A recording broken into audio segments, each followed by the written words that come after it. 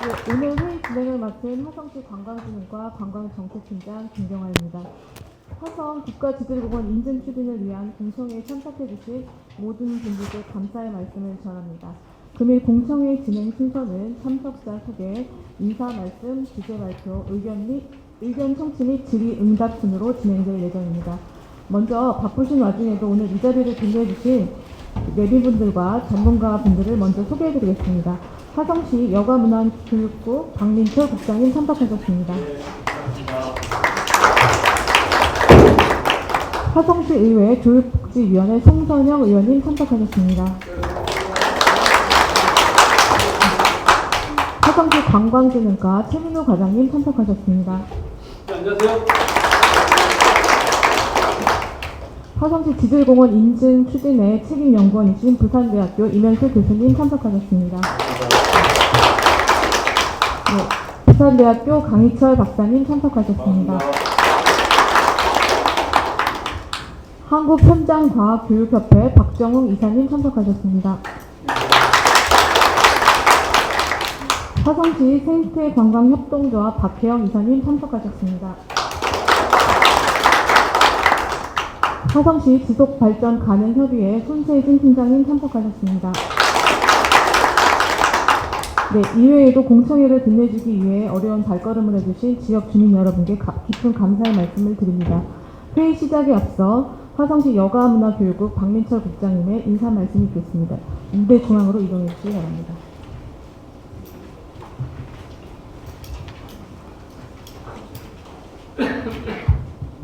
네, 안녕하세요. 여가문화교육장 박민철입니다.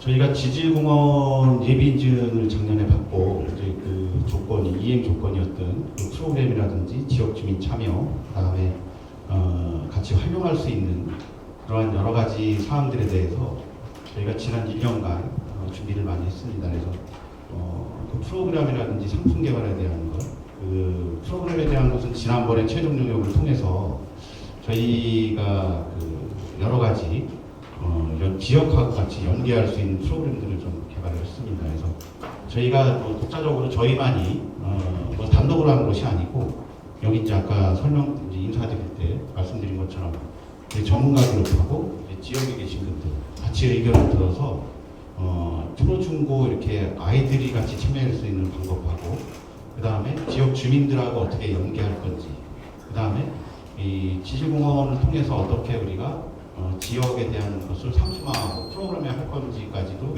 저희가 준비를 했습니다. 그래서 지난번에 최종 용역할 때 저도 용역을 지금 굉장히 많이 하지만 근자에 보기 드물게 실제로 이행 프로그램까지 실행해가면서 용역을 끝냈어요. 그래서 오늘 그 주민들하고 같이 공청회를 통해서 같이 보시고 그 다음에 이제 주요 사항에 대해서 이제 발제하실 분들도 계시는데 지금도 뭐 필요하신 게 있다면 저희한테 의견을 주시면 저희가 이제 그 금년도에 지질공원 이제 본인증을 추진할 계획입니다. 그래서 같이 포함된 좋은 품질의 지역 주민들과 같이 할 수 있는 그러한 지질공원으로서 우리 이제 앞으로 우리가 자랑할 만한 그러한 자원으로서 활용할 수 있고 주민들하고 같이 함께 공유할 수 있는 그러한 지질공원을 우리가 추진하기로 합니다.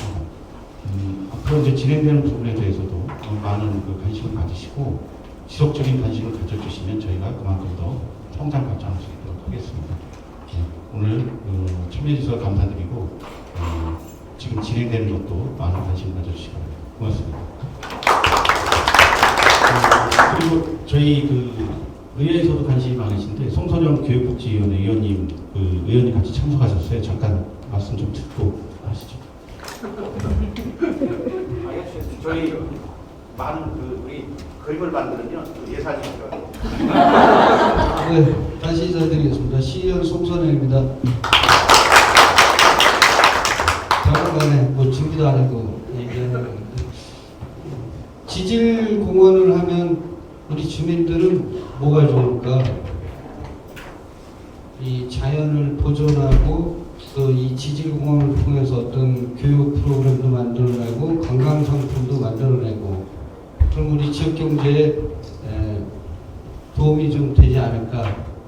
관광이 되게 되면 많은 사람들이 오게 되고 또 여기를 왔을 때 화성에 대한 지질공원뿐만 아니라 그 주변도 같이 둘러볼 수 있는 그런 환경들이 있기 때문에 저희는 대한민국의 축소판이다 보니까 바다가 또 있고 또 유일하게 또 공영도 또 있고 그래서 여러 가지 보여줄 게 상당히 많은데 어쨌든 오늘 공청회를 통해서 지역 주민들의 삶의 질이 좀 더 향상되고 또 지역 경제도 활성화되고 지질 자원도 좀 보존하고 주민들이 관심 갖고 관광 상품 같이 개발하고 교육도 좀 같이 해서 이게 한 번 받으면 끝나는 건 아니죠.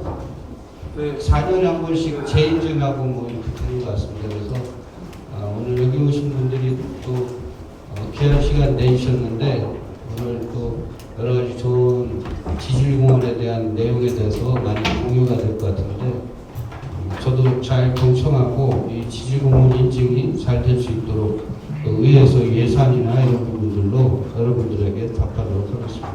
고맙습니다.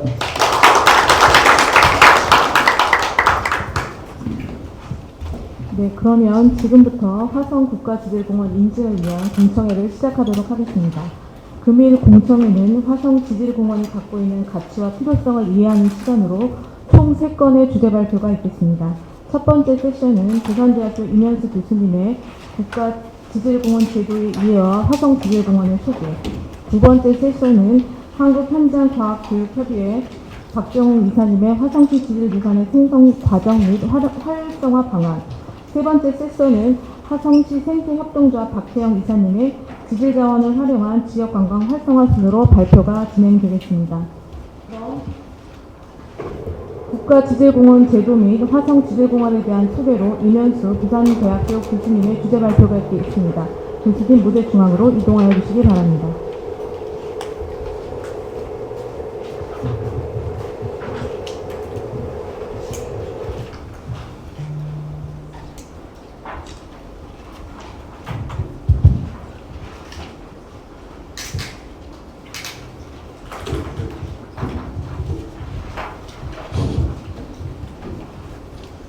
예, 안녕하세요. 방금 소개받은 부산대학교 임현수입니다. 저는 2010년부터 이제 화성지질공원 국가지질공원 인증을 위해서 과제를 하고 있었고요. 또 이제 드디어 이제 7년째 같은데 올해 좋은 결과를 맺을 것 같아서 굉장히 기쁘게 생각합니다. 먼저 오늘 이렇게 더운 날씨에 참석해주신 참석자 여러분들께 감사를 드리고요.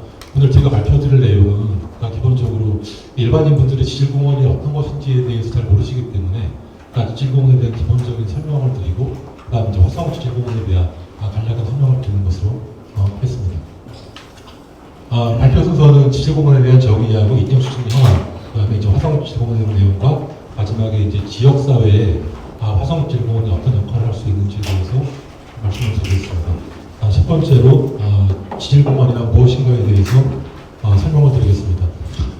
맨 앞에를 보시게 되면은 어떻게 되냐면은 정의가 지구과학적으로 중요하고 경관이 우수한 지역으로서 이를 보존하고 교육이나 관광사업 등에 활용하기 위하여 환경부 장관이 있는 공원이다라고 정의를 하고 있는데 이것은 이제 국내법상의 정의를 얘기를 하는 거고요. 이게 왜 환경부 장관이 인증을 하느냐라고 하면 우리나라의 자연공원법이라고 하는 법률이 있습니다. 자연공원에는 원래 이제 아시는 것처럼 국립공원하고 도립공원, 국립공원 이렇게 세 가지가 있었는데 2011년에 이제 자연공원법을 개정을 하면서 지질공원을 포함을 시켰어요. 그래서 현재는 우리나라의 자연공원은 네 가지 정도가 있는 거죠. 그 중에 하나가 지질공원이 되겠고, 그래서 이 국가지질공원에 관할을 부처는 환경부가 되겠습니다. 그래서 지자체의장이 국가지질공원 인증을 신청을 하게 되면은 환경부 장관이 인증을 해주는 그런 시스템을 가지고 있습니다. 자, 보시면 내용이 조금 복잡해 보이는데 여기서 포인트는 뭐냐면은 크게는 보존과 활용이라고 이해를 하시면 되겠고요. 지질공원이라고 하는 제도는 기본적으로는 학술적인 가치가 높은 그런 지질유산들을 보존하는 게 첫 번째 핵심이 되겠고, 두 번째는 이것을 그냥 보존하는 것이 아니라 교육이나 관광사업에 활용을 해가지고 여기 뒤에 나와 있는 것처럼 그 지역의 지속 가능한 경제 발전을 도모하는 것이 지질공원의 궁극적인 목적이 되겠습니다. 그래서 이게 이제 다른 제도들하고 뒤에 설명드리겠지만 가장 큰 차이를 보이는 부분인데, 그러니까 지질공원 제도라고 하는 것이 어떤 단순한 보존을 위한 제도가 아니라 그러니까 지역경제 발전을 위한 제도라고 하는 것이죠.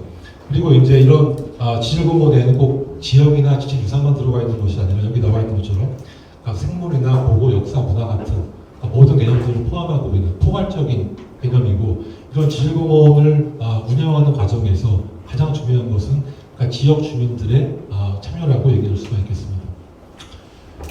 자, 지질공원에 대해서 좀 생소하신 분들을 위해서 기본적인 개념을 설명을 드리자면, 그러니까 몇 가지 용어가 나오는데요. 그러니까 지질유산이 있고, 지질명소가 있고, 지질공원이 있습니다.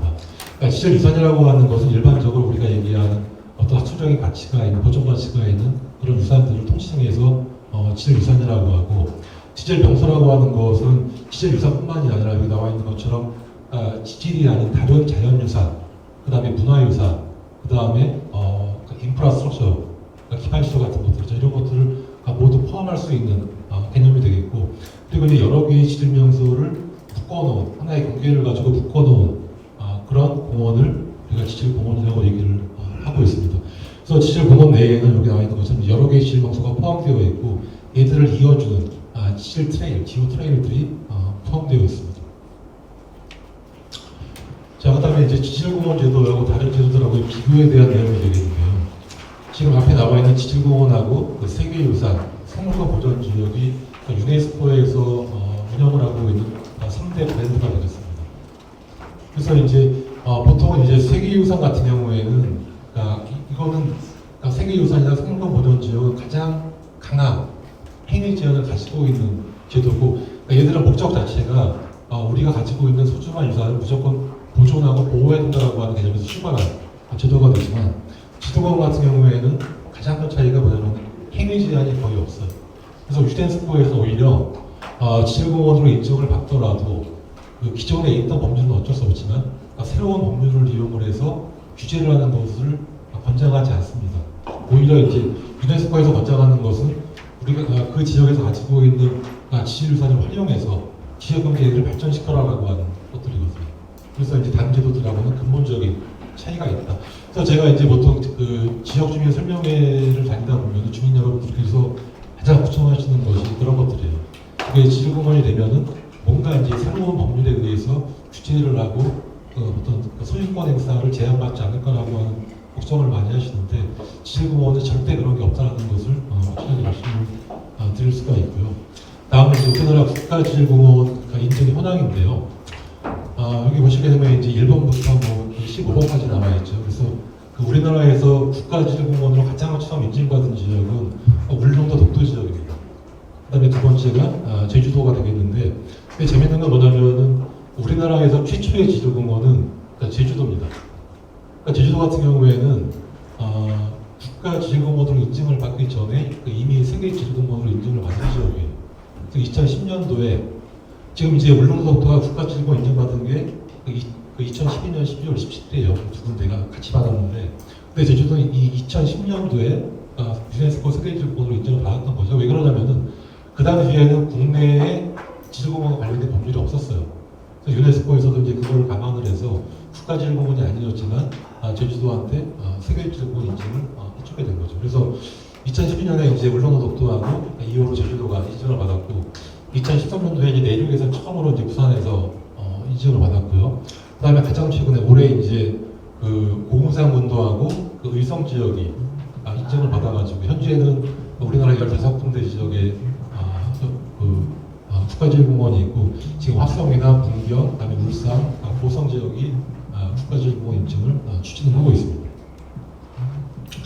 자, 그러면 지질공원을 국가지질공원 인증을 받았을 때 장점이 어떤 것이 있느냐? 크게 이제 세 가지를 얘기를 할 수가 있는데, 이 앞에 두 가지는 이제 앞에 슬라이드에서 말씀을 드렸어요. 일단 기본적으로 이제 어떤 활용이죠.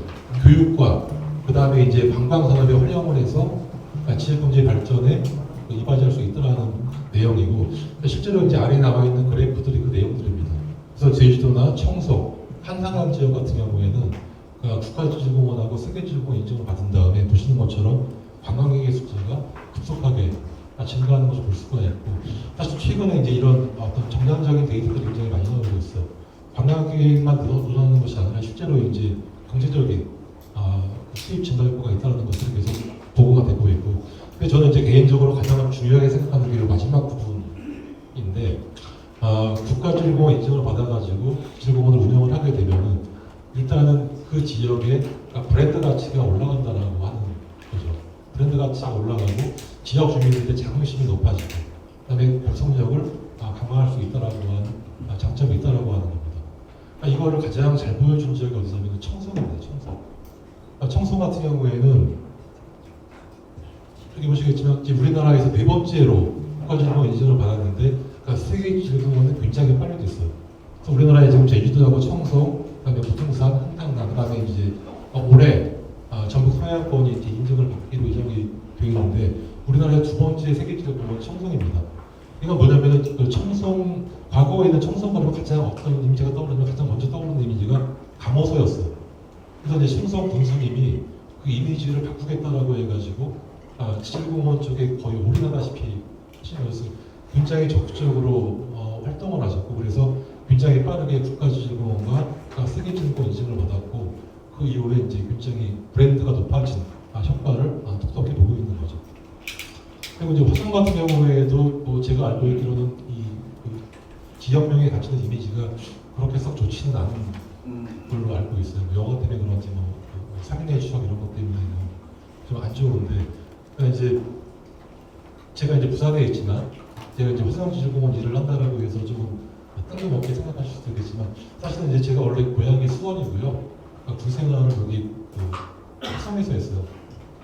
외성에 있는 51사 본부대에서 근무를 했었기 때문에 굉장히 저한테 친숙한 지역이고, 저는 어릴 때부터 이제 이 지역을 많이 다녔기 때문에 화성에 대한 애정도 있고, 그래서 저는 개인적으로는 화성 지질공원 조금 인증을 받아가지고 좀 또 화성이라고 하는 지역명이 가지고 있는 이미지가 좋아지기를 바라고 있습니다. 자, 다음은 이제 화성 지질공원의 인증 추진 현황인데요. 실제로 이제 일이 처음 시작이 된 것은 2016년에 기반구역식 용역을 시작하면서부터 시작이 됐고, 그 전에는 이제 요 다음에 발표하실 여기 박정호 박사님께서 서울에 근무를 하시면서 이 화성 지질공원과 관련된 일들을 굉장히 많이 해주셨어요. 그래서 이제 2010년에 이제 같이 과제를 시작을 했고, 그 다음에 이제 저희가 이제 2020년에 국가지질공원 후보지 신청서를 제출을 했는데, 그 안타깝게도 그때 이제 부적합 판정을 받고 이제 보완 사항을 21년에 제출을 했고, 그러니까 작년에 국가지질공원 후보지로 선정이 됐고, 그다음에 이제 최근까지도 이제 그 지질공원 사무국에서 요구했던 부적합 사항들을 보완하기 위해서 두 개의 커다란 영역을 성적으로 완료를 했기 때문에 올해는 꼭 국가지질공원 인증을 받을 수 있을 거라고 생각을 하고 있습니다. 그래서 저희 목표는 올해 국가지질공원 인증이 목표고요. 지금 이제 화성 지질공원의 바운더리는 보시는 것처럼 저희가 처음에는 화성시 전역을 지질공원으로 설정을 하려고 했었는데, 아마 그 도에서 조금 이제 요청사항이 있어가지고 대부분의 지질유산이 분포하고 있는 죄송합니다. 그 서부권역으로 제한을 해가지고 저희가 설정을 했고요. 근데 향후에도 만약에 이제 동부 쪽에서 새로운 지질 명소가 발굴이 된다라고 하면은 지질공원의 영역은 확장을 시킬 수가 있습니다. 그래서 전체 면적은 육상부 해상을 포함해서 약 280 스퀘어 킬로미터가 되겠고, 지질 명소는 총 8개를 저희가 신청을 했습니다. 다음은 지질공원의 관리 구조입니다. 그래서 이제 법적인 규정상 대부분의 이제 지질공원들은 지자체가 관리 주체가 됩니다. 그래서 화성시청에서 관리를 하고 있고, 그다음에 학술 분야는 이제 부산대하고 고려대학교에서 참문을 해주고 있고, 그다음에 이제 서울지구학교육연구회하고 경기지구학교육연구회에서 교육적인 부분에서 자문을 하고 있습니다. 그다음에 이제 여러 협력 단체들이 있고요. 그리고 여기는 빠져 있지만 화성지질공원 위원회라고 하는 조직이 있고, 그다음에 가장 중요한 것은 아까 말씀드린 것처럼 이 화성시의 지역 주민들의 참여가 가장 중요하다라고 얘기할 수가 있겠습니다. 자, 다음은 화성지질공원에 대한 내용이 되겠는데요. 이제 저희가 화성 연구진에서 화성지질공원을 조사를 하다 보니까 크게 이제 3가지 특징을 가지고 있었습니다. 첫 번째는 여기 나와 있는 것처럼 그러니까 선 캠브리아 시대에서부터 고생대, 중생대, 그다음에 신생대의 제4기까지 굉장히 다양한 지질 시대의 암석들과 구조들이 분포를 하고 있었다라고 하는 거죠. 그리고 두 번째는 지형적인 다양성입니다. 아까도 이제 앞에서 말씀해 주셨지만 여기는 이제 화성 같은 경우에는 간척지하고 해안가, 그다음에 도서 지역까지 모두 포함하고 있는 지질 명소들을 가지고 있고, 간척지는 이제 고정리하고 우음도가 해당이 되겠고, 해안가는 전곡항하고 백미리안, 은평항, 제구도가 되겠고요. 그다음에 섬은 이제 국화도하고 이파도가 되겠습니다. 그리고 마지막으로 세 번째는 어떤 학술적인 가치가 높을 뿐 아니라 교육적인 가치가 굉장히 높은 지역이라고 하는 거죠. 그래서 뒤에 말씀드리겠지만 특히 이제 이 고정리 지역이나 우흥도 지역 같은 경우에는 그러니까 서울이나 경기 지역의 학생들이 굉장히 많이 방문을 하는 지역이에요. 왜냐하면 일단 지역적으로 가깝기 때문에 접근성이 굉장히 좋죠. 그 다음에 이제 국화도하고 이파도 같은 경우에는 저희 연구진에서 이 과제를 수행을 하면서 새롭게 발굴한 지역인데, 저희가 이제 연구를 해보니까 지락적으로 너무너무 중요한 지역이었던 거예요. 그래서 저희가 이제 그 과제를 수행을 하면서 국제학술지의 논문을 2편을 발표를 했고, 그 2편이 다 국화도하고 이파도에 대한 내용이었습니다. 그 다음에 이제 KCI 논문을 4개 정도 발표를 했고, 지금도 지금 하나 더 준비를 하고 있거든요. 그래서 학술적인 가치하고 교육적인 가치가 굉장히 높다라고 하는 거죠. 그래서 이제 화성지질공원의 지질 명소는 일단 크게 8개로 출발을 했습니다. 그래서 고정리하고 백미리안, 추가서 이제 국화도까지 하고, 그다음에 저희가 예비 명소로 그 어섬에 이제 구상함이 나오는 지역이 있고, 그다음에 딱섬 지역이 있는데, 이거는 예비 명소로 지정을 해갖고 나중에 이제 국가지질공원 인증을 받고 운영을 하면서 점점 확대할 계획을 가지고 있습니다. 각 명소별로 간단하게 설명을 드리자면은 화성지질공원의 대표 지질 명소는 고정리 지역입니다. 고정리 지역 같은 경우에는 잘 아시겠지만 공룡한 화석이 나오는 지역이고, 이미 이제 국가에서 그 중요석을 인정을 해서 천연기념물로 지정을 했고요. 그 다음에 이제 제가 사실은 오늘 이제 부산에서 KTX를 타고 올라왔는데 기차 안에서도 이 화성 지질공원 관련된 내용을 방송을 하고 있더라고요. 그래서 이 지역에서 나온 그 공룡 그 뼈화석이 있죠. 코리아 케라토스 화성행시스라고 해서 우리나라 공룡 화석 중에서 지역 이름에 들어간 화석이 거의 없는데, 이 화성은 그걸 가지고 있다라고 하는 거죠. 그다음에 이제 우음도 같은 경우에는 주로 이제 굉장히 오래된 암석입니다. 성캄브리아 시대의 편마암하고 중세대 황암이 분포를 하고 있는 지역인데, 보시는 것처럼 교과서에 나올 수 있을 정도로 아름다운 구조들이 굉장히 잘 나오고, 그래서 수도권 학생들의 야외 학습장으로 굉장히 많이 활용돼 왔던 그런 지역입니다.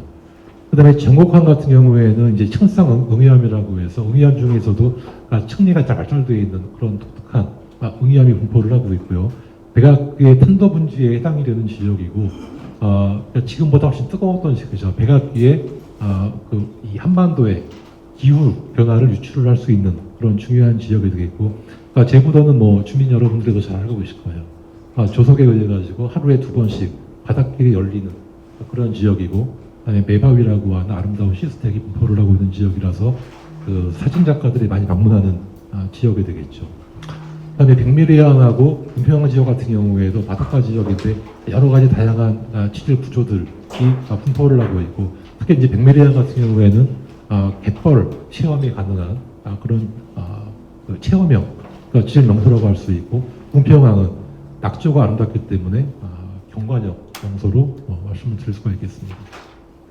그다음에 이파도 국화도는 아까 말씀드린 대로 저희가 이제 이 화성지질공원 인증을 추진을 하면서 새롭게 연구한 지역인데, 왜 중요하냐면 고생대 말에 대륙 충돌 때의 증거가 남아 있는 지역이기 때문에 저희가 이제 처음에 지금 여기 나와 있죠. 그러니까 2편의 SCI 논문을 발표한 이후로 전국에서 많은 학자들이 방문을 하면서 연구를 하고 있는 지역이 되겠습니다.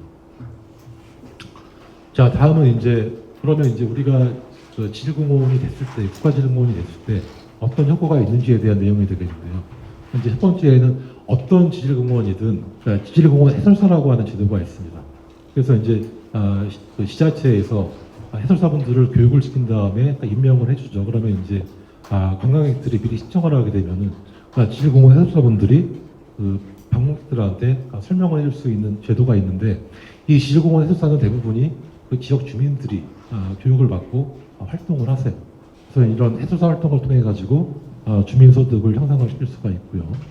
그 다음에 이제 이건 이제 교육적인 내용이 되겠죠. 그러니까 최근에 이제 화성시에서 했던 그 용역에 대한 결과물이 되겠는데, 그러니까 이미 이제 화성지질공원 내에는 그러니까 다양한 교육과 관광 프로그램들을 가지고 있고, 특히 이제 이런 초등학생 대상으로 하는 프로그램 같은 경우에는 초등학생들이 오게 되면 보통 이제 부모님들이 같이 방문을 하죠. 그래서 관광객들의 증가에 그러니까 직접적인 효과를 주고 있고, 경제적으로도 굉장히 도움이 될 수 있다라고 하는 것들이죠. 그리고 이제 그 주민 여러분들이 많이 참여를 하셔야 되는 부분이 바로 이제 이런 내용이 되겠는데, 어떤 이 화성시의 대표 음식이나 그러니까 체험 활동, 그다음에 숙박 이런 것들을 활용한 지오 브랜드 상품들을 개발을 하셔야 됩니다. 그래서 지오 푸드라던가 지오 액티비티, 지오 빌리지를 통해 가지고 지역 주민들의 소득을 굉장히 향상을 시킬 수 있다라고 하는 거죠. 그다음에 이제 국가지질공원 인증을 받게 되면 여기 나와 있는 것처럼 지질공원과 관련된 다양한 국비 사업을 확보를 해서 활동을 할 수 있기 때문에 지역 경제 발전에 도움이 될 수가 있고요. 마지막으로는 이제 지속적인 학술 연구를 통해 가지고 화성시가 가지고 있는 가치가 높은 그 지질 유산들의 그 가치를 더욱 향상을 시키고 화성지질공원 브랜드를 홍보할 수 있는 그런 효과를 가지고 있다고 말씀을 드릴 수 있겠습니다. 예, 제가 발표할 내용은 여기까지입니다. 다음은 이제 박정호 선생님께서 그 교육적인 부분들에 대해서 발표를 해주시겠습니다.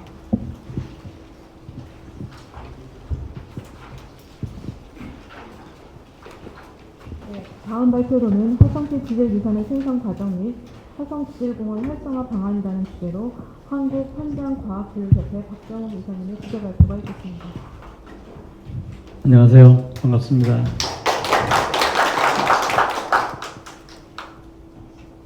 제가 화성에 온 게 1999년입니다. 올해 지금 25년째 화성을 다니고 있는데 화성에 정확히 몇 번 왔는지 잘 모릅니다. 서울에 사는데요. 100수십 번은 왔을 겁니다. 아마. 화성에 뿌린 기름감도 꽤 될 것 같은 생각이 듭니다. 오늘 제가 말씀드리려고 하는 것은 그 1999년에 공룡환 화석이 처음 발견됐을 때 그때 땡볕 때 제가 왔었거든요. 그 이후로 처음에 왔을 때 공룡환 화석을 제가 발견을 못했어요. 뉴스만 보고 와서. 그랬는데 와서 그 화석지에 가보니까 지층이 너무나 멋진 거예요. 이거 자연학습장 만들어야겠다. 그래서 자연학습장을 만들어서 지금까지 여기까지 오게 된 거라고 생각할 수 있습니다. 그래서 저는 화성은 최고의 자연학습장이라고 생각합니다. 지금 학생들이 현장에서 답사하고 있는 모습이 보이시죠? 그래서 이제 교육과정상에서 도대체 과학을 어떻게 공부하길래 이 화성의 고정리를 포함한 오음도가 자연학습장이 됐을까? 어떤 가치가 있을까에 대해서 잠깐 살펴보기 위해서 학교 얘기를 잠깐 하려고 해요. 조금 어렵겠지만 잠깐 들어보세요. 우리가 학생들이 학교에서 그 교육을 받을 때 교육과정이라고 하는 걸 통해서 공부를 하게 되는데, 그때 교육과정에 뭐라고 되어 있냐면 과학은 자연현상과 사물에 대해서 호기심과 흥미를 가지고 과학의 핵심 개념에 대한 이해와 탐구 능력 함양을 통해서 개인과 사회 문제를 과학적이고 창의적으로 해결하기 위한 소양을 기르는 게 과학이에요. 지금 현재 아이들이 배우고 있는 교육과정이 이래요. 그런데 지금 교육과정이 새로 바뀌고 있어요. 지금 그럴 때거든요. 그런데 내용은 똑같아요. 여기서 강조하고자 하는 것은 뭐냐면 과학적 탐구 활동을 통해서 민주 시민으로서 참여하고 실천하자는 거예요. 그럴 수 있는 능력을 갖도록 아이들을 기르자는 거거든요. 그래서 과학은 이렇게 학생들을 지금 가르치려고 하는 건데, 그 중에 지금 지질공원과 관련되어 있는 분야가 교과로 따지면 지구과학 영역에 속해요. 그래서 지구과학 교육에는 여러 가지 방법이 있는데 여러 가지 다양한 방법을 통해서 공부하는데, 특히 지구과학 교육을 정상적으로 하려면은 좋은 야외 학습장이 있어야 되고 탐구 활동을 활발하게 할 수 있어야 돼요. 그런데 이런 교육 과정은 초등학교 3, 4학년에서부터 배우기 시작해요. 그리고 고등학교 3학년까지 수능 시험에도 나와요. 이런 부분이. 그래서 이 교육 과정을 살펴보면 초등학교 과학교과에서는 지층이라고 하는 거 화석, 화산 지진을 배우고, 중학교에서는 국가지질공원 암석조사학이라고 하는 활동이 있어요. 그리고 고등학교에 가면은 지각을 이루고 있는 물질들은 뭐고, 지구 시스템, 지질 시대는 뭘까, 이런 걸 배워요. 고등학교 2학년, 3학년이 배우는 지구과학 1, 2에서도 이런 걸 공부하거든요. 그래서 초등학교 3, 4학년에서부터 고등학교 3학년까지 이걸 다루는 게 지질공원 관련되어 있는 내용인데, 초등학교 4학년에 지층과 암석에서부터 중학교 지질공원 탐사학이 고등학교 1학년, 2학년에서도 지질공원 관련되어 있는 내용들을 공부한다. 이렇게 아시면 되겠습니다. 그런데 지구상에 있는 암석이 세 가지가 있어요. 이렇게 있는데 대표적인 그림만 있어요. 이 지구상에는 이 세 가지 암석이 왜 없어요? 그런데 재밌는 것은 뭐냐면, 지금 이거 화성에 있는 공룡 화석지고, 이건 우음도에 있는 암석이거든요. 여기는 서울에 있는 북한산을 제가 사진을 넣었는데, 이 세 가지 암석이 화성에 다 있어요. 조금 전에 임 교수님 말씀하신 것처럼 오래전에 안들어진 암석에서부터 최근의 암석까지 화성에는 다 있어요. 근데 그게 그냥 있는 정도가 아니고 거의 교과서적이에요. 교과서에 나올 만큼 좋은 것들이 화성에 널려 있어요. 그래서 이 자연학습장으로서 화성에는 아까 임 교수님 말씀하셨던 것처럼 수도권 최초로 공룡 화석이 나온 곳이에요. 그리고 거기에 공룡의 뼈 화석이 나오는데, 이 공룡 뼈 화석을 발견한 분이 바로 이 방에 계세요. 놀랍게도.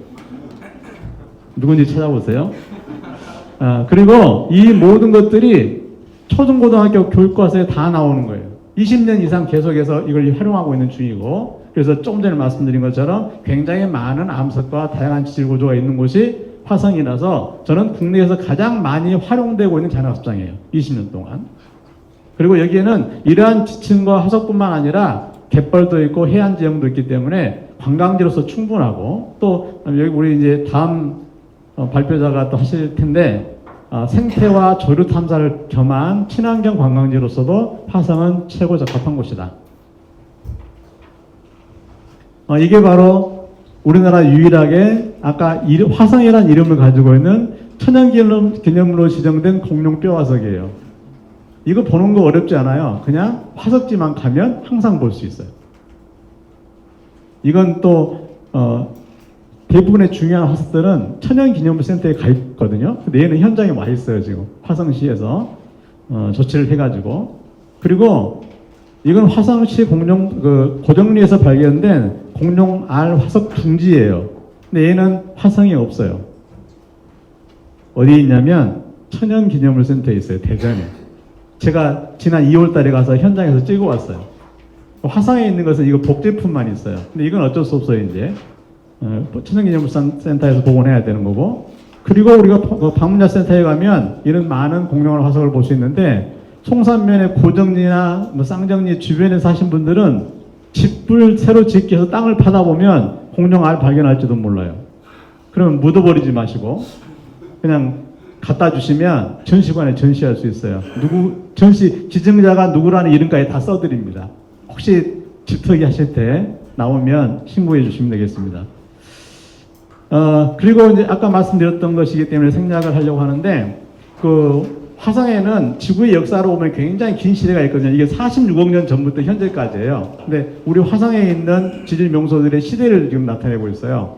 성캄브리아 시대의 암석은 우음도, 제부도, 궁평항 이쪽에 있고, 고생대 지층은 국화도나 이파도에 있고, 그리고 중생대 지층은 공룡알 화석지, 우음도 암맥, 그리고 가장 최근의 지층은 갯벌, 간석지에 있다. 이런 얘기거든요. 이건 임 교수님 말씀하신 것처럼 현존, 그래서 화성은 지금 8개의 지질 명소를 운영하고 있다. 운영하려고 한다. 이런 거죠. 이건 화성을 포함하고 있는 시와호 주변을 지질학자들이 이 일대에 분포하는 암석은 이렇습니다라고 나타낸 그림이에요. 그래서 굉장히 다양한 시대의 지층이 있고, 공룡 화석지는 여기에 해당됩니다. 공룡 화석지는 여기에 해당되고, 여기가 제부도죠. 여기는 고렴이 있는 곳이고, 여기 탄도 분지라고 부르는데요. 이와 같은 곳들이 있습니다. 국화도 이파도는 이쪽입니다. 그래서 이제 아까 지구에 있는 암석이 3가지가 있다고 했잖아요. 그래서 변성암은 이렇게 거대한 땅의 충돌에 의해서 만들어지고, 그리고 화성암은 화산이 분출하거나 땅 속에서 마그마 활동에 의해서 만들어져요. 그래서 우리가 보통 화성암을 얘기할 때는 땅속에서 만들어진 암석과 지표면에서 만드는 암석을 구분하는데 이러한 것들이 우음도에 들어있어요. 그리고 공룡 화석지가 있는 남양 분지와 탄도 분지는 옛날에 산 사이에 있었던 평원이었어요. 여기가 되게 이제 살기 좋았던, 공룡의 입장에서 굉장히 살기 좋았던, 왜냐하면 산도 있고 강도 있고 물도 있으니까 여기가 아주 공룡들이 알을 낳기 좋은 산란지였어요. 그런 모습이고, 여기는 탄도 일대의 당시의 모습을 지질학자들이 연구해서 재현한 모습입니다. 그래서 교과서에 소개된 화성 지질 명소라고 했는데, 화성 시청에서 만든 책자 중에 지질 탐사 안내라고 하는 책이 있거든요. 거기 보면 이런 그림이 나와요. 교과서에 소개된 화성 지질 명소라고 해서 여러 책들에 소개되는데, 생각해 보니까 제가 맨 처음 여기를 소개했던 게 2002년이었어요. 2002년 고등학교 책에 뭐 여기 보면 이런 얘기 나오죠. 경기도 화성에서 발견된 공룡알 화석이다 이런 게 나오죠. 이런 걸 제가 2002년에 소개했더라고요. 그리고 그 책에 여기는 고정리하고 여기 대부도에 있는 걸 이렇게 소개를 했더라고요. 2002년에 그랬었고, 2006년에 한국과학창의대에서 나왔던 과학책에는 여기 또 이렇게 나오는데, 여기가 지금 우음도고 여기가 공룡알 고정리거든요. 그래서 이런 그림들이 있어요. 조금 확대해 보면은 여기에 뭐라고 써 있냐면, 천연기념물 414호로 지정된 화성시 송산면 고정리 공룡알 화석지, 그리고 여기는 우음도, 이런 얘기가 나오잖아요. 이렇게 교과서에 나오는 곳이에요.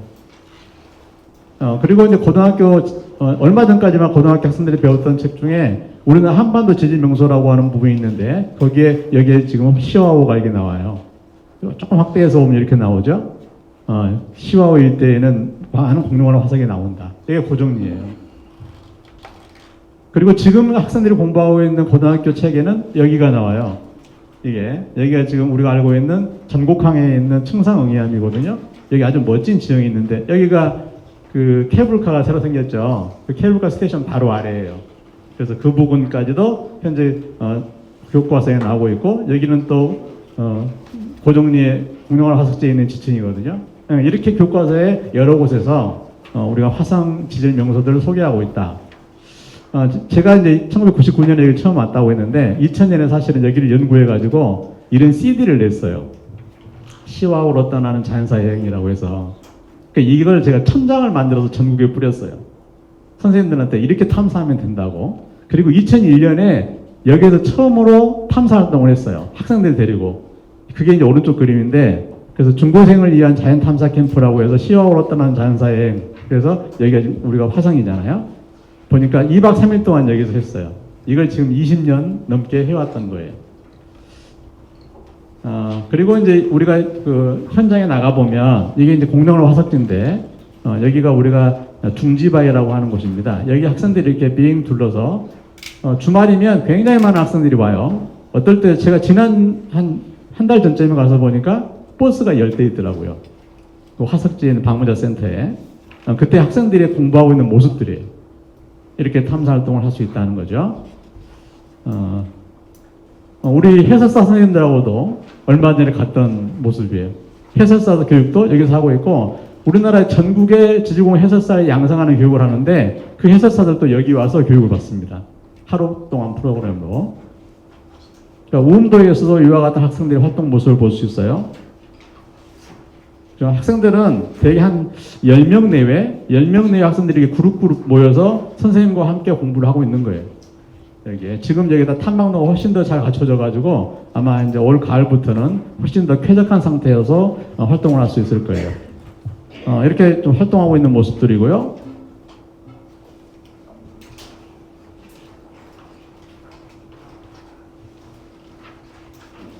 여기는 저희가 또 이렇게 활동하고 있었더니 옆에 한 30명 학생들이 이렇게 모여있더라고요. 보니까 그날 이화여대 사범대 학생들, 나중에 이 사람들이 과학교사가 될 사람들이에요.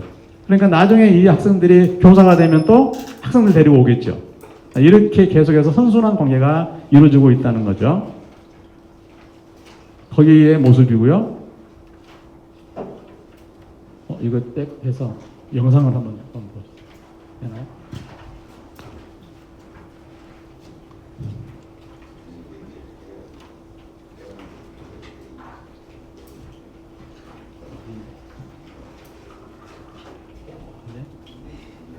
이건 학생들이 어떻게 하고 있는 모습을 보여드리려고 한 거예요.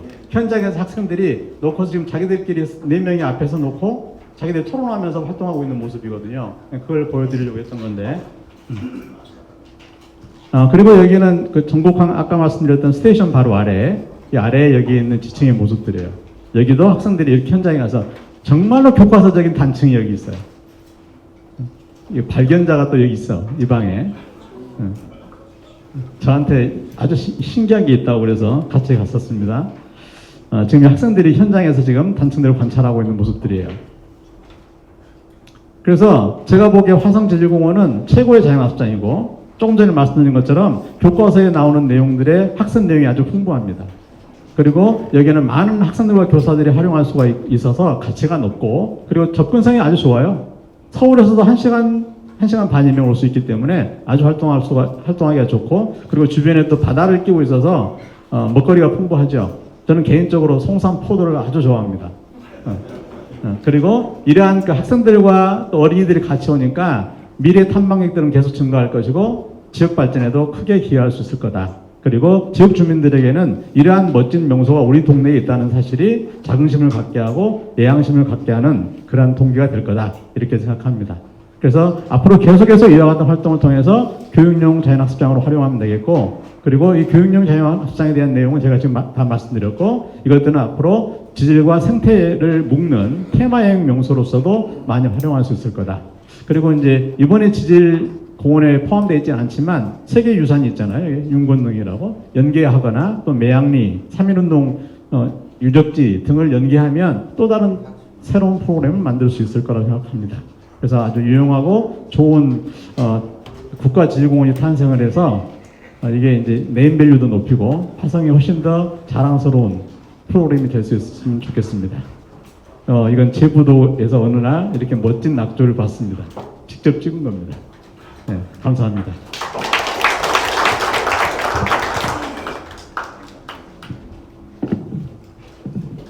네, 마지막 발표로는 지질 자원을 활용한 지역 관광 활성을 하는 주제로 화성시 생태 관광 협동조합 박혜영 이사님의 발표가 있겠습니다.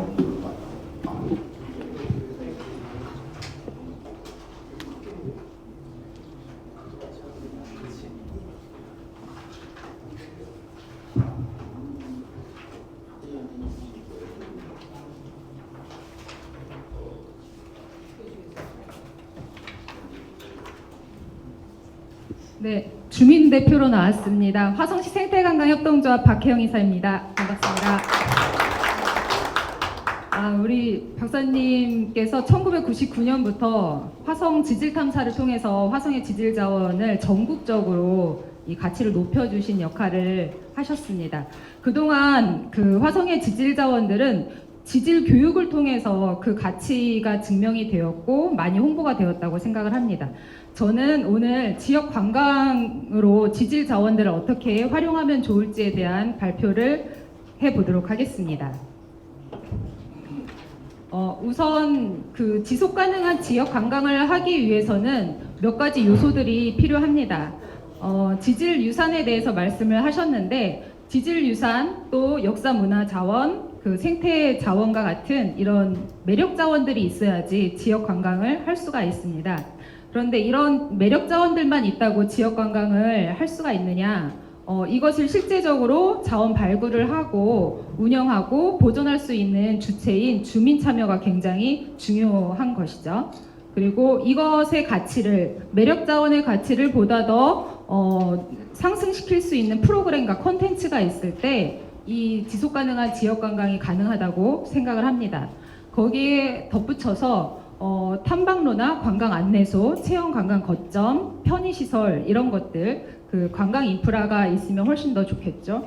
그리고 조례와 같은 제도가 있을 때 지속 가능한 지역 관광, 지질 관광이 가능하다고 생각합니다. 제 발표는 요 세 가지 요소, 네 가지 요소에 맞추어서 발표를 드리도록 하겠습니다. 아까 우리 박사님께서 그 아까 코리오 케라톱스 뼈화석 발견하신 분도 이 방에 계시다고, 누구시죠? 근데 어떤 분이시죠? 우리 팀장님이셨구나. 네네.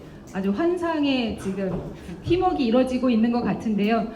코리아 케라톱스를 발견해 주신 우리 팀장님께서 주무팀장으로 계시고 2016년에 저희가 화성시 생태관광 자원 발굴 과정에서 전곡항 층상응외암을 발견했습니다. 저희가 발견했어요.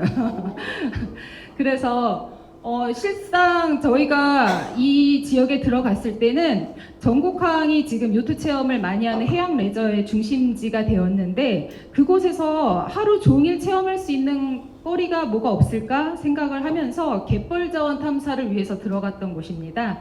그곳에 들어갔는데 이렇게 어마어마한 지층을 보게 된 거예요. 그래서 저희가 봐도 뭘 모르는 저희가 봐도 너무너무 대단한 웅장한 지층이라고 생각을 해서 박사님께 박정우 선생님께 연락을 드렸습니다. 그래서 달려오셔가지고 보시면서 이거는 정말 지구과학 교과서에 실어도 될 정도로 아름다운 단층이 여기에 있다. 단층 백화점이다. 이런 표현을 통해서 저희 지역 주민들에게 자부심을 심어주셨거든요. 그래서 그 전까지만 해도 공룡알 화석산지와 우음도를 중심으로 한 지질 교육이 중심이었다라고 하면 이 전곡항 층상응외암이 발견되면서 좀 판세가 좀 달라지지 않았나. 과거에는 조금 아담한 사이즈의 이런 지질 자원들이 많았다면 화성에도 이렇게 웅장한 지질 자원이 있다라는 것을 좀 알게 된 계기가 아니었나 생각을 합니다. 그리고 나서 저희가 그때만 해도 화성 지역에 국가지질공원 해설사가 없었던 시절이죠. 그러다 보니 저희 자체적으로 그 화성시 관광진흥과와 함께 자체적으로 생태관광 아카데미라는 프로그램을 통해서 지역 주민의 역량 강화를 했던 시절이 있었습니다. 그래서 국가지질공원 해설사에 앞서서 이 지역에 대한 그 자원에 대한 가치를 우리 박사님 모시고 매년 공부를 했던 기억이 있습니다. 전곡항 층상응외암과 더불어서 우리 박사님 나오셨는데 굉장히 젊어 보이시네요. 2017년부터 사실은 20년 넘게 화성에서 저렇게 활동을 해주신 산 증인이시고 제가 이 사진을 찾다가 2017년인데 박사님 너무 젊어 보이셔가지고 저랬던 시절도 있었지 이런 생각을 했습니다. 그래서 저희가 매년 국가지질공원 해설사가 배치되기 전에는 이런 교육들을 통해서 지역 주민 역량 강화 교육을 진행해 왔었죠. 그리고 현장에서 우리 문화관광 해설사와 더불어서 이 지질 안내를 하기도 했었습니다.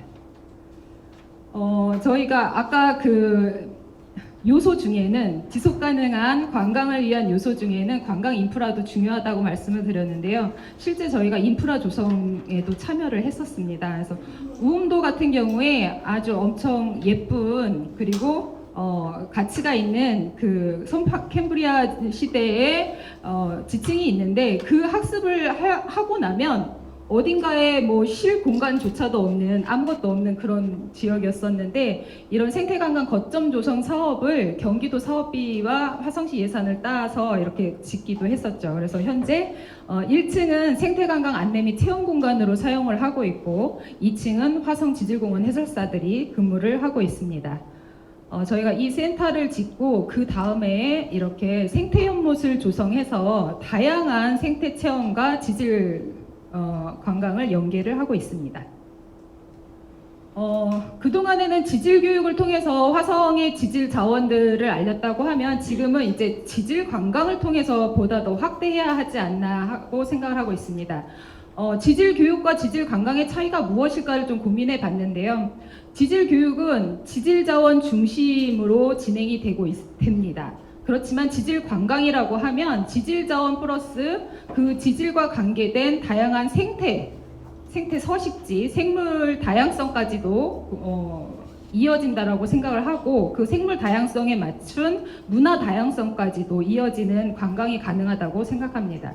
지질 교육 같은 경우에 그동안 화성시에 왔던 그 수도권 청소년들이 굉장히 많습니다. 청소년이 주요 방문 계획이라고 보면 지질 관광은 청소년 플러스 일반 시민으로 확대가 될 수 있습니다. 지질 교육은 교육 중심이라고 보면 지질 관광은 교육과 여가와 휴식이 같이 병행될 수 있는 부분이 있다고 생각합니다. 다만 지질 교육은 지역사회 연계가 약하다라는 그런 생각을 갖고 있고, 지질 관광으로 확대했을 때 지역사회 연계가 보다 더 확대될 수 있다라고 생각을 하고 있습니다. 저희가 실제 지질 자원을 연계한 생태관광 프로그램을 운영을 해왔었습니다.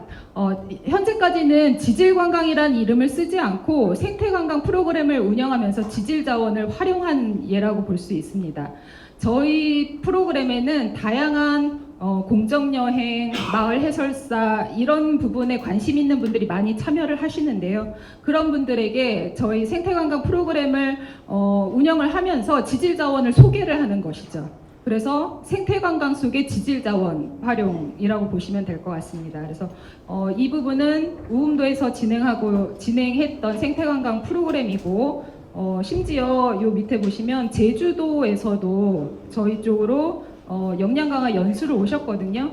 그래서 다양한 분들이 화성으로 선진지 견학을 오고 있는데, 이 견학 사례는 사실은 마을 관광에 대한, 지역 관광에 대한 선진지 견학인데, 이분들께 지역의 지질 자원들을 소개하고 있습니다. 저희가 국제협력 프로그램도 좀 운영을 했었거든요. 작년에 한동대학교 국제개발협력원이 주체가 되어서 유네스코 유니트인 대학 국제협력 프로그램을 운영을 했었습니다.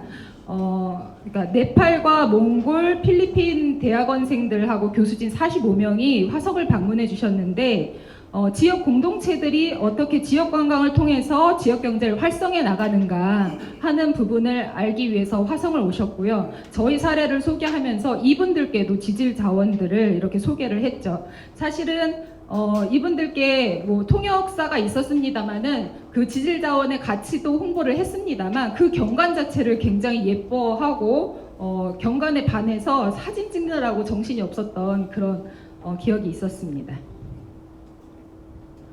다음은 저희가 화성 지질공원을 연계해서 지질관광이라는 이름으로 올해 시범 투어를 운영했었습니다. 관광진흥과 용역사업으로 다음 커뮤니케이션의 의뢰를 받고 저희가 진행을 해봤었는데요. 전국항 층상응해암에서 그 지질 해설사와 함께하는 그 투어 프로그램을 이렇게 운영을 했었는데, 사실 저희는 이제 박사님들께 교육을 받았잖아요. 교육을 받을 때 저는 매번 이렇게 1년에 한 번씩 교육을 받더라도 굉장히 어렵더라고요. 굉장히 어려운데, 우리 국가지질공원 해설사님들이 시민들과 만날 때는 이렇게 훨씬 더 쉬운 용어로 일반 시민들과 만나지는 것을 제가 경험을 했습니다. 그래서 우리 국가지질공원 해설사들의 역할이 굉장히 중요하다, 그런 생각을 하게 된 투어였었고요. 그리고 이때 전국항 지질공원 탐사를 한 후에 저희가 이날이 아니네요. 이날 저희가 6월 10일하고 24일 두 차례에 걸쳐서 투어 프로그램을 운영했었는데, 한 번은 지오푸드 프로그램이었었어요. 그래서 지오푸드 프로그램 같은 경우는 이때 참여하셨던 그 학생들과 함께 만들었던 것이 공룡 아이싱 쿠킹이라고 해서 이 체험 프로그램을 통해서 지질과 훨씬 더 가까워지게 하는 그런 프로그램이었고, 저쪽에 보이는 거는 타포니 스콘, 타포니 아시잖아요. 웃으시지 마시고 사실은 제가 이 타포니 스콘을 보여드리면서 이게 지질학적으로 연계하기에는 조금 다소 무리가 있을 수도 있겠다, 모양은 좀 비슷하지만 그런 생각을 했었습니다. 그런데 이런 시도들을 통해서 다양한 지질공원 프로그램들을 개발할 수 있다라는 그러한 부분들을 좀 보여드리고 싶었고, 그리고 지질공원들에서 많이 하고 있는 부분인데, 그 지층 샌드위치, 다양한 재료들을 쌓으면서 지층이 쌓이는 원리들을 배우는 거죠. 그래서 이런 흥미적인 요소를 통해서 지오 프로그램을 개발할 수 있겠다라는 생각을 해보았습니다. 그리고 또 한 가지 이제 간접적인 연계인데요. 이 관광으로 이어지게 되면 지역의 숙박도 이용하게 되고 식사도 이용하게 되면서 훨씬 더 다양하게 확대가 될 수 있는데, 저희가 실제 그 우음도로 그 탐방을 오시는 분들께는 이런 로컬 푸드 프로그램과 연계를 하고 있습니다. 실제 우음도에서 차려진 한상 차림이고요. 시야 관측지에서 나오는 함초라고 아시잖아요. 네. 시야 관측지는 아직도 염분이 남아 있어서 함초, 나문재, 뭐 퉁퉁마디가 함초죠. 예, 이런 염생식물이 많이 자라고 있는데 이런 나물들을 채취해서 실제 탐방객들에게 제공을 하고 맛을 이렇게 느껴보게 해드렸는데 굉장히 색다르게 느끼셨었습니다. 그래서 이 지질관광에서는 로컬푸드와 연계한 체험 프로그램도 가능하다 이런 생각을 하게 되었고요. 다음은 지질공원 연계 체험 프로그램으로 저희가 몇 가지 프로그램을 하고 있습니다. 그 중에 하나가 식물 흔적 화석인데요. 이 부분도 처음에 이제 식물 화석이라고 했다가 식물 흔적 화석이 맞다라고 고쳐주셔가지고 실제 공룡알 화석산지에는 생은 화석들이 많이 볼 수 있어요. 그래서 그것과 연계된 체험 프로그램이 뭐가 있을까 고민을 하다가 이거는 그 연천 지역에 있는 지오상상이라고 하는 업체와 함께 협력해서 프로그램 개발을 하게 된 것이거든요. 이렇게 진행할 수도 있고 또 한 가지는 공룡 지층 비누라는 체험 키트도 저희가 개발을 했습니다. 실제 저희가 이 체험 키트를 만드는 데 있어서 시범적으로 참여를 해보는 거거든요. 그리고 의견을 제시해서 정말 체험 키트가 이렇게 나왔어요. 그래서 이 프로그램 같은 경우에 우리 초등학생 같은 경우 굉장히 재밌습니다. 공룡알 화석산지 와서 공룡도 알아보고 지층도 알아보고 이런 체험들을 하고 나면 뭔가를 꼭 더 해보고 싶어 해요. 그랬을 때 우음도 에코락에서 이런 공룡 지층 비누 체험을 하고 가면 만족도가 굉장히 높아지는 것을 저희가 경험을 했습니다. 이 프로그램은 그 화성에 있는 호기심 연구소 협동조합이라고 하는 곳과 협업해서 프로그램 개발을 하게 됐습니다. 다음은 그 지질공원 연계 프로그램으로 맥광공예를 해봤었는데요. 실제 코리아 케라톱스와 뼈화석 같은 경우에 저 모티브로 해가지고 뭔가 기념품을 만들면 좋겠다, 지우 굿즈를 만들면 좋겠다라는 발상에서 시작을 하게 되었고요. 그래서 매양리에 있는 화성시 공예문화관과 협업을 해서 코리아 케라톱스 텀블러를 만들어본 시범 프로그램이었습니다. 그 다음에 지질공원 연계 체험 교구 개발도 가능한데요. 저희가 공룡알 화석산지를 우리 문화관광해설사나 지질공원 해설사들과 함께 한 바퀴 이렇게 해설 프로그램으로 도는 것도 물론 재미있습니다만 이렇게 다양한 교구 교재 프로그램을 통해서 아이들에게 미션을 주고 스스로 지질 구조를 찾아보게 하고 이러한 미션 탐방 프로그램으로 운영하기 위해서 제작한 교구이거든요. 그래서 이런 프로그램들은 훨씬 더 지질에 대한 관심을 증폭시키고 흥미있어하는 그런 작용을 하게 되는 것 같습니다. 이렇게 지질공원 연계 경제 활성화 방안 부분인데요. 관광의 경우는 이 관광 산업의 경우는 다양한 분야의 산업들과 맞물려져 있죠. 그래서 운송이나 체험, 식사, 숙박, 교구, 기념품 등등 해서 다양한 부분과 협업도 가능하고 개발을 할 수가 있는데요. 실제 저희가 함께 운영하고 있는 그 체험 업체들입니다. 이 업체들이 다들 좀 지오 파트너로 참여하셨으면 좋겠다라는 그런 생각을 하고 있고요. 지역 관광을 그래서 보다 더 확대를 하고 그를 통해서 지역 경제도 좀 활성화됐으면 좋겠다라는 생각을 하고 있습니다. 개선 사항이라기보다는 이제 제한 사항인데요.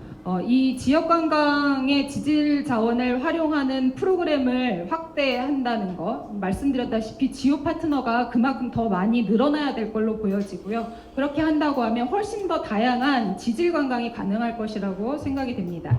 그리고 지질 교육 프로그램 같은 경우 지금 수도권에서 굉장히 많이 내려오시잖아요. 경기 지역, 서울 지역, 수도권 지구과학 선생님들이 많이 오시는데 이 지질교육 프로그램 같은 경우에 지역사회와 어떻게 연계할지를 조금 고민해 주셨으면 좋겠습니다.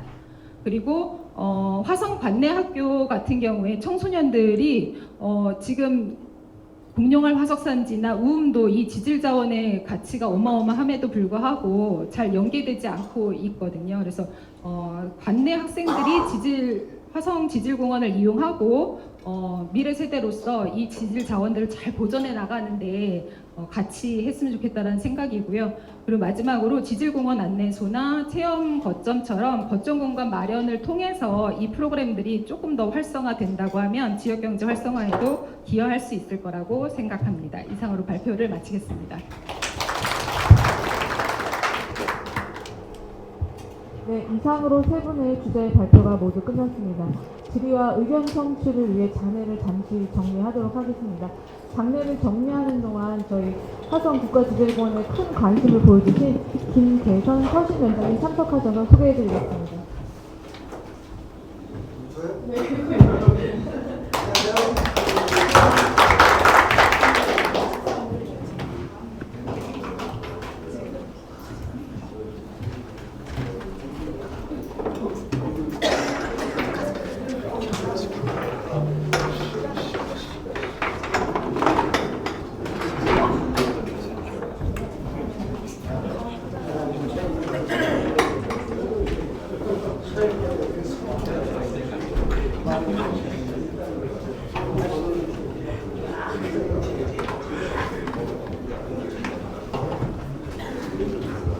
네, 지금 원래는 그 각 세션마다 저희가 주제 발표 후 질의응답을 해야 되는데요. 저희 시간 관계상 새 주제가 다 끝나서 저희 그 참석하신 분들의 질의응답을 진행하겠습니다. 발표자님들 앞으로 나와주시기 바랍니다.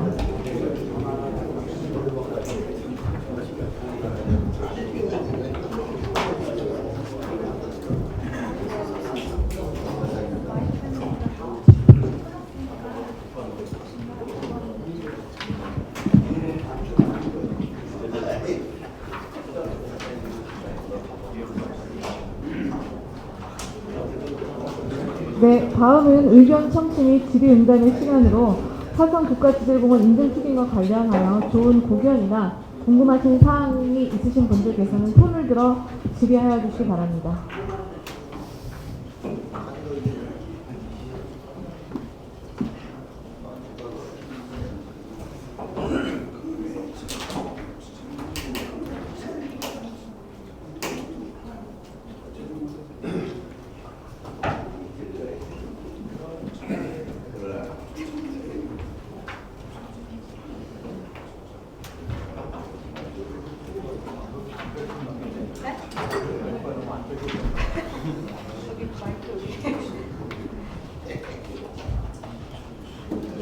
화성 국가지질공원이 인증되면 이제 저희가 지역 브랜드의 가치를 조금 상승시킬 수 있는데 이게 화성 지역만의 문제가 아니라 화성 전체 또 경기 남부 경기도권이 지금 처음 국가지질공원으로 인증되는 거기 때문에 조금 의미가 큰 사업이기도 합니다. 그래서 혹시 그 저희가 지질공원을 활성화하기 위해서는 저희 지역 주민들과 협력을 해야 되는데 혹시 지역 주민들과 협력할 수 있는 뭐 좋은 의견이나 제안을 주시면 저희가 정책에 반영하여 저희가 내년도에는 좀 사업으로 연결할 수 있도록 한번 노력해 보겠습니다. 혹시 의견이 있으시면 아주 간단한 거라도 말씀해 주시면 저희가 살펴보도록 하겠습니다. 아니면 또 저희 지질공원 관련돼서 궁금하신 사항이 있으시면 저희 그 발표자들에게 여쭤보셔도 될 것 같습니다.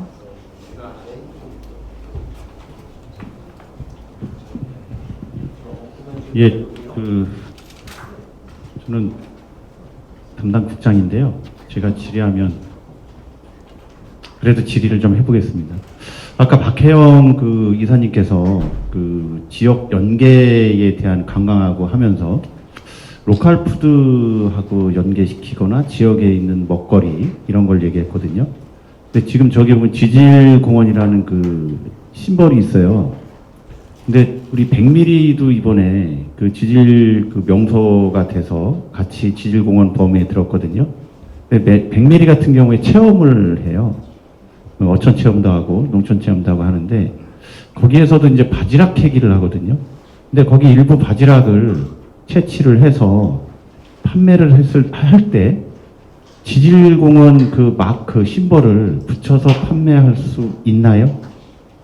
그리고 다른 먹거리들에도 예를 들면 우흥도에서 나왔던 아까 얘기했던 함초가 됐든 뭐 나문재가 됐든 이런 대부분 저희가 말려서도 먹고 이제 그 바로 채취해가지고 이제 붙여서도 먹고 그러는데 그런 부분에도 지질공원 마크를 붙일 수 있나요?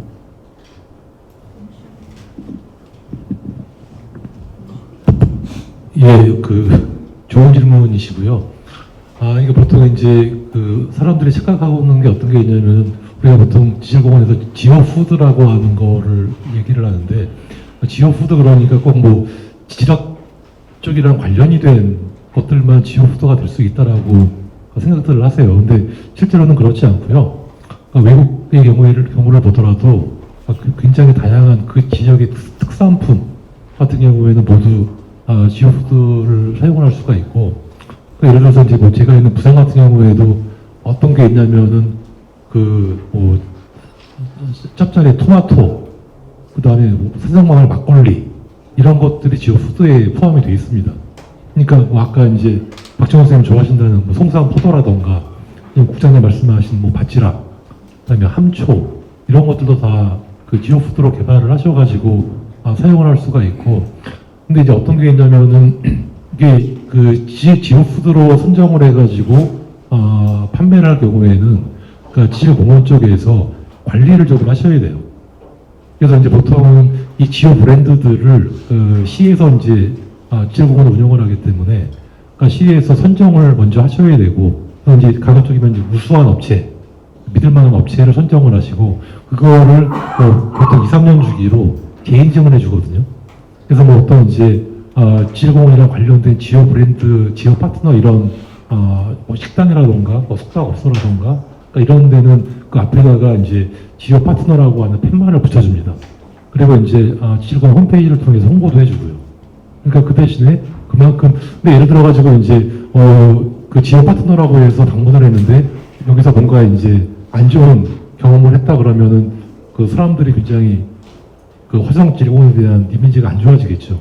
그러니까 이제 지자체에서 그거는 관리를 해주셔야 되는데, 그럼 질문하신 것처럼 다양한 모든 것들에 대해서 다 지오푸드라고 사용을 할 수가 있고, 그게 뭐 이제 특별히 개발을 하고 이러는 게 아니라, 그러니까 만약에 품질이 괜찮고 지역의 특산품이다 그러면은 아까 말씀하신 대로 부산 지질공원의 뭐 캐릭터라던가 엠블럼이라던가 이런 것들을 붙여가지고, 그러니까 스티커 형태로 붙여도 무난하거든요.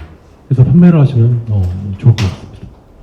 프로그램에도 같이 사용할 수 있나? 예를 들면 우리가 착한 여행 하루 시티 투어가 있잖아요. 거기에도 우리 지금 그 지오 관련 그러한 것을 인증을 해줄 수 있는. 예를 들면 아까 말씀하신 청계관광 교통사하고 다 있는 운도 여행 프로그램이라든지 숙박 프로그램 이런. 오히려 그런 걸 권장을 하고 있죠. 그 프로그램에 예, 프로그램에도 넣을 수가 있고, 또 뭐 아까 그 프로그램 자체를 하신다고요? 그러니까 착한 여행 하루를 인증을 하시는 거나 마찬가지죠. 그러니까 지오 투어라든지 이런 식으로. 그거는 그러니까 사실 일반적인 지오팍 브랜드 중에 지오 투어라는 것들은 따로 이렇게 인증을 하거나 그러는 건 없었던 것 같은데, 말씀하시니까 괜찮은 것 같은데요. 그러니까 그 대신에 이제 그 시에서 관리를 하셔야 되겠죠. 저희가 그 운영이 잘 되고 있어서 그게 지금 대부분 이쪽으로 많이 오시거든요. 그래서 그 이름에 지오파크를 집어 넣으면은 굉장히 좋은 실적이 될 수가 있을 것 같습니다.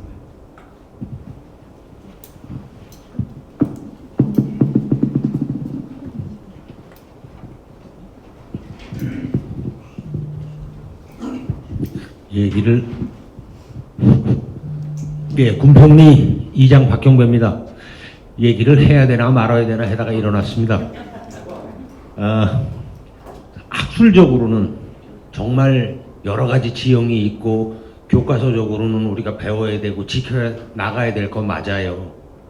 그렇지만 현실에서 부딪히는 거는 허다못해 300년 된 흙파다가 흙파다가 사기 조각 하나 나오면은 개발 제한되고, 보호수 한 150년, 200년 된 거 보호수 있으면은 생활의 불편함이 솔직히 많아요. 이거는 허다못해 문화재나 보호수나 이런 것도 제한을 받는데, 그거보다 지질적인 거는 더 근본적인 얘기란 말이에요. 그러면 이 제한은 지금 전곡리나 군평리나 우음도나 그 공룡알 화석지나 우리 주민들이 생활하는 데는 솔직히 불편해요. 이거를 그 지질공원을 묵지 말자는 게 아니에요. 그게 더 중요하니까. 중요한 건 인정해요. 그렇지만 우리 살아가는 사람들한테 공장 짓다가 사기 조각 몇 개 나오면 정지되고 그거 개발해서 다시 해야 되고 이런 불편함이 있단 말이에요. 이 지질도 처음에는 우리 집 앞에 문화재가 있어요. 한 300년 된 기와집 하나 있고 150년 된 초가집 하나 있는데 50년째 땅값이 안 올라. 노골적인 얘기예요. 이건 우리 삶에 부딪히는 얘기예요. 그냥 이거를 지질공원화 하는 거는 정말 중요한 일이고 해야 될 일인 건 맞아요. 화성시 차원에서 아니면 국가적인 차원에서 해야 되는 건 인정하지만은 거기에 따르는 주변 사람들의 불편함이 이루 말할 수 없는데 그거를 어떻게 최소화할 거냐를 좀 말씀해 주셨으면 좋겠네요. 그러니까 지금 이장님 말씀하신 내용이 이제 가장 현실적인 질문들인 것 같아요. 근데 제가 아까 발표할 때 말씀드린 것처럼 지금 말씀하신 건 뭐냐면 문화재의 개념입니다. 그러니까 이제 예를 들어 고정리 같은 경우에는 천연기념물이죠. 국가문화재란 말이에요. 근데 그 천연기념물 같은 경우에는 굉장히 까다롭습니다.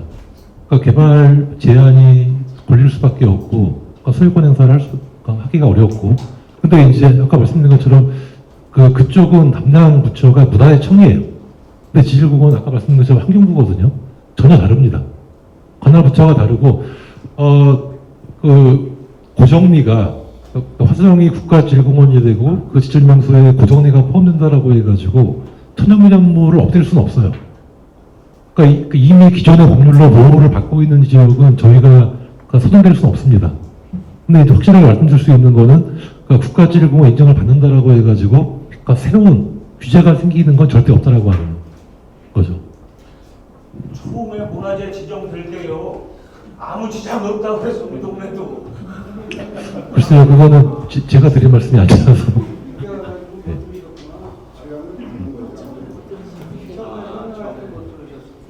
그러니까 문화재청에서 하고 있는 애들은 대부분이 제약을 할 수밖에 없어요. 그러니까 왜냐하면 목적 자체가 보존이기 때문에 권리를 제한할 수밖에 없는 거고요. 근데 지질공원은 아까 말씀드린 것처럼 이건 목적 자체가 지역 경제 발전이거든요. 그래서 오히려 얘들을 관광에 활용하는 거를 적극 권장하는 제도가 지질공원입니다.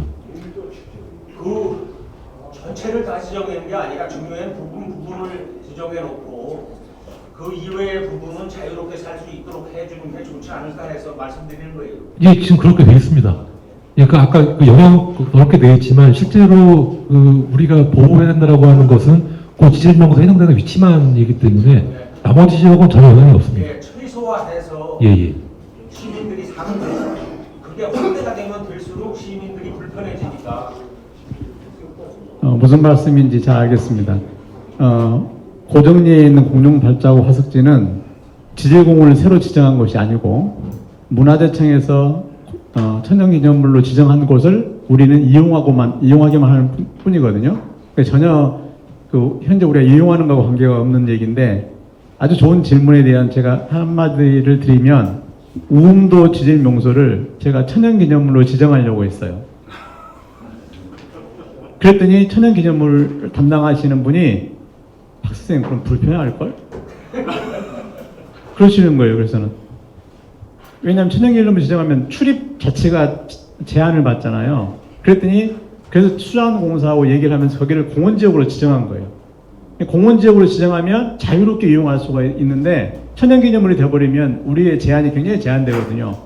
거기도 이제 못 껴버리니까 활동을 안 되고. 그러니까 지금은 굉장히 좋아요. 일단 수자원공사가 거기 전체 우음도 전체를 공원으로 하기로 되어 있기 때문에 보존은 다 되어 있는 거고 우리는 자유롭게 활용할 수 있기 때문에 우음도 같은 케이스가 굉장히 좋습니다. 근데 그게 안 될 경우에 이제 우리가 걱정이 되니까 문화재로 지정하려고 했던 것들이 있어요. 근데 아까 말씀드린 것처럼 처음에 임 교수님께서 말씀하신 것처럼 지질공원은 아무런 행위 제한이 없다. 그건 믿으셔도 됩니다. 현재 법이 그렇습니다. 조금 보충 설명을 드리자면은, 그러니까 이제 아까 말씀드린 세계유산이라던가 생물권 보존지역 같은 경우에는 보존이 목적이거든요. 근데 그건 뭐냐면은 강제적인 보호 조치예요. 근데 지질공원의 기본적인 목적 자체가 지질유산의 보존이긴 하지만 지질공원에서 얘기하는 보존은 조금 다릅니다. 어떤 거냐면은 지역 주민들이 우리 지역에 이렇게 좋은 유산이 있구나라는 걸 스스로 깨닫고 자발적으로 하는 보호예요. 그래서 지질공원 자체가 자발적인 제도거든요. 그러니까 위에서 뭐 세계유산처럼 등재가 된 다음에 세계유산이 되는 게 아니라 지질공원이라고 하는 것은 이미 운영을 하고 있는 상태에서 국가지질공원을 신청을 하고 세계지질공원을 신청을 하는 겁니다. 그러니까 이거는 그 탑다운이 아니라 바텀업 시스템인 거죠. 그래서 가장 중요한 거는 그 지역 주민들의 제일 중요한 거죠. 그래서 조금 뭐랄까 선익형의 보호라고 이해를 하시면 될 것 같습니다. 정말 중요한 부분 공룡알 화석 같은 경우는 천연기념으로 할 수밖에 없겠죠. 그렇지만은 그 이외의 것들은 공원화해서 주변 사람들이 좀 덜 불편하게 그걸 뭐 보존 역사적 가치로 국가적 가치로 봤을 때는 해야 되는 건 맞다고 인정을 합니다. 그러나 불편함을 덜기 위해서는 아주 중요한 거 빼놓고는 좀 공원화해서 좀 확대해서 주변이 같이 살 수 있게 해주시는 게 옳다라고 봐요. 예, 뭐 말씀하신 게 다 맞고요. 그리고 아까 설명드린 것처럼 지금 전국에 15군데 국가지질공원이 있는데 처음에는 뭐 다들 아까 말씀하신 것처럼 안 믿으세요.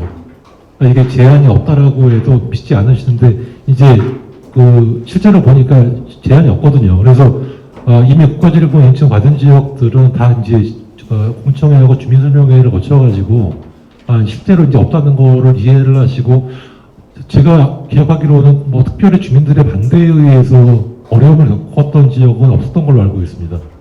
그래서 뭐 잘 믿음이 안 가시는 것 같은데 정말로 행위 제한이 없으니까 조금 믿어주셨으면 좋겠습니다. 네.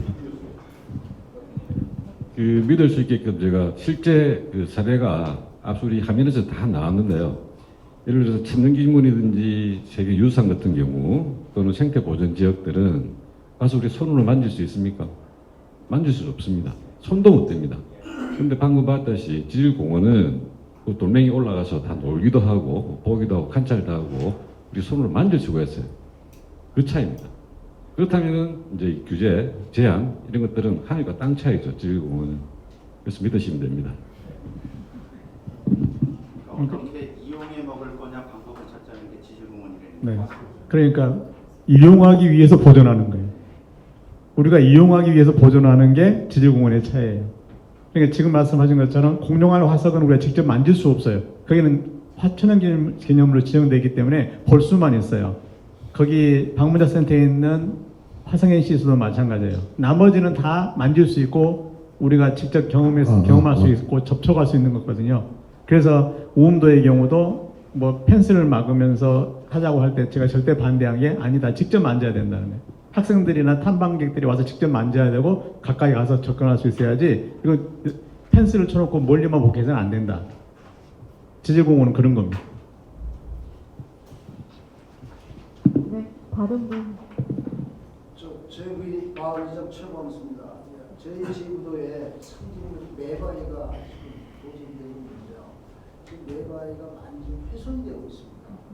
현재는 훼손되는 이유는 그 주변에 있던 그 돌을 전부 우리 바닥길을 또랑이 10도랑을 갖다 메꾸기 위해서 주민들이 구역사업으로 그 돌을 다 이동을 해가지고 지금 그 주변에 매바위 주변에 잠들이 없어져가지고 태풍이나 해일이 불어가지고 저기 신바람에 매바위가 많이 훼손돼가지고 좀 무너지고 있어요. 그래서 이거를 좀 보존을 한 차원에서 이제 하성우 씨하고 여러 전화를 드려보니까 관리할 수 있는 방법이 없다고 그러시면 해양수산하고 정제를 해서 천리해를 문제인데 할수 있는 조치가 없다고 말씀하세요. 그래서 제구도에 이 관광공사로서의 상징물인데 저건 보존의 가치가 있다고 저는 생각을 해서 말씀드렸는데 이제 그런 말씀 해주셔가지고 제가 너무 좀 당황을 했습니다. 그래서 그거에 대한 우리가 보존할 수 있는 방법을 어떻게 해야 될지 좀 말씀을 좀 가능하시면 해주시면 좀 저희들도 거기에 따라서 좀 보존을 하는 생각하고 있습니다. 저는 지금 처음 듣는 말씀인데 그러니까 즉 이장님 말씀은 메바의 주변에 원래는 거기서 떨어진 잔돌들이 다 있었는데 예. 그걸 옮겨서 메꾸느라고 옮겼다는 얘기네요. 예. 그래서 그 돌들이 없어지니까 예. 그런 일이 더 심화됐다. 해일이 치고 이제 묻다 보니까 그 파도에 쳐가지고 많이 부러져 있어요. 가서 보시면 그게 이장님 말씀에 따르면 그게 사람들의 잘못된 생각들이거든요.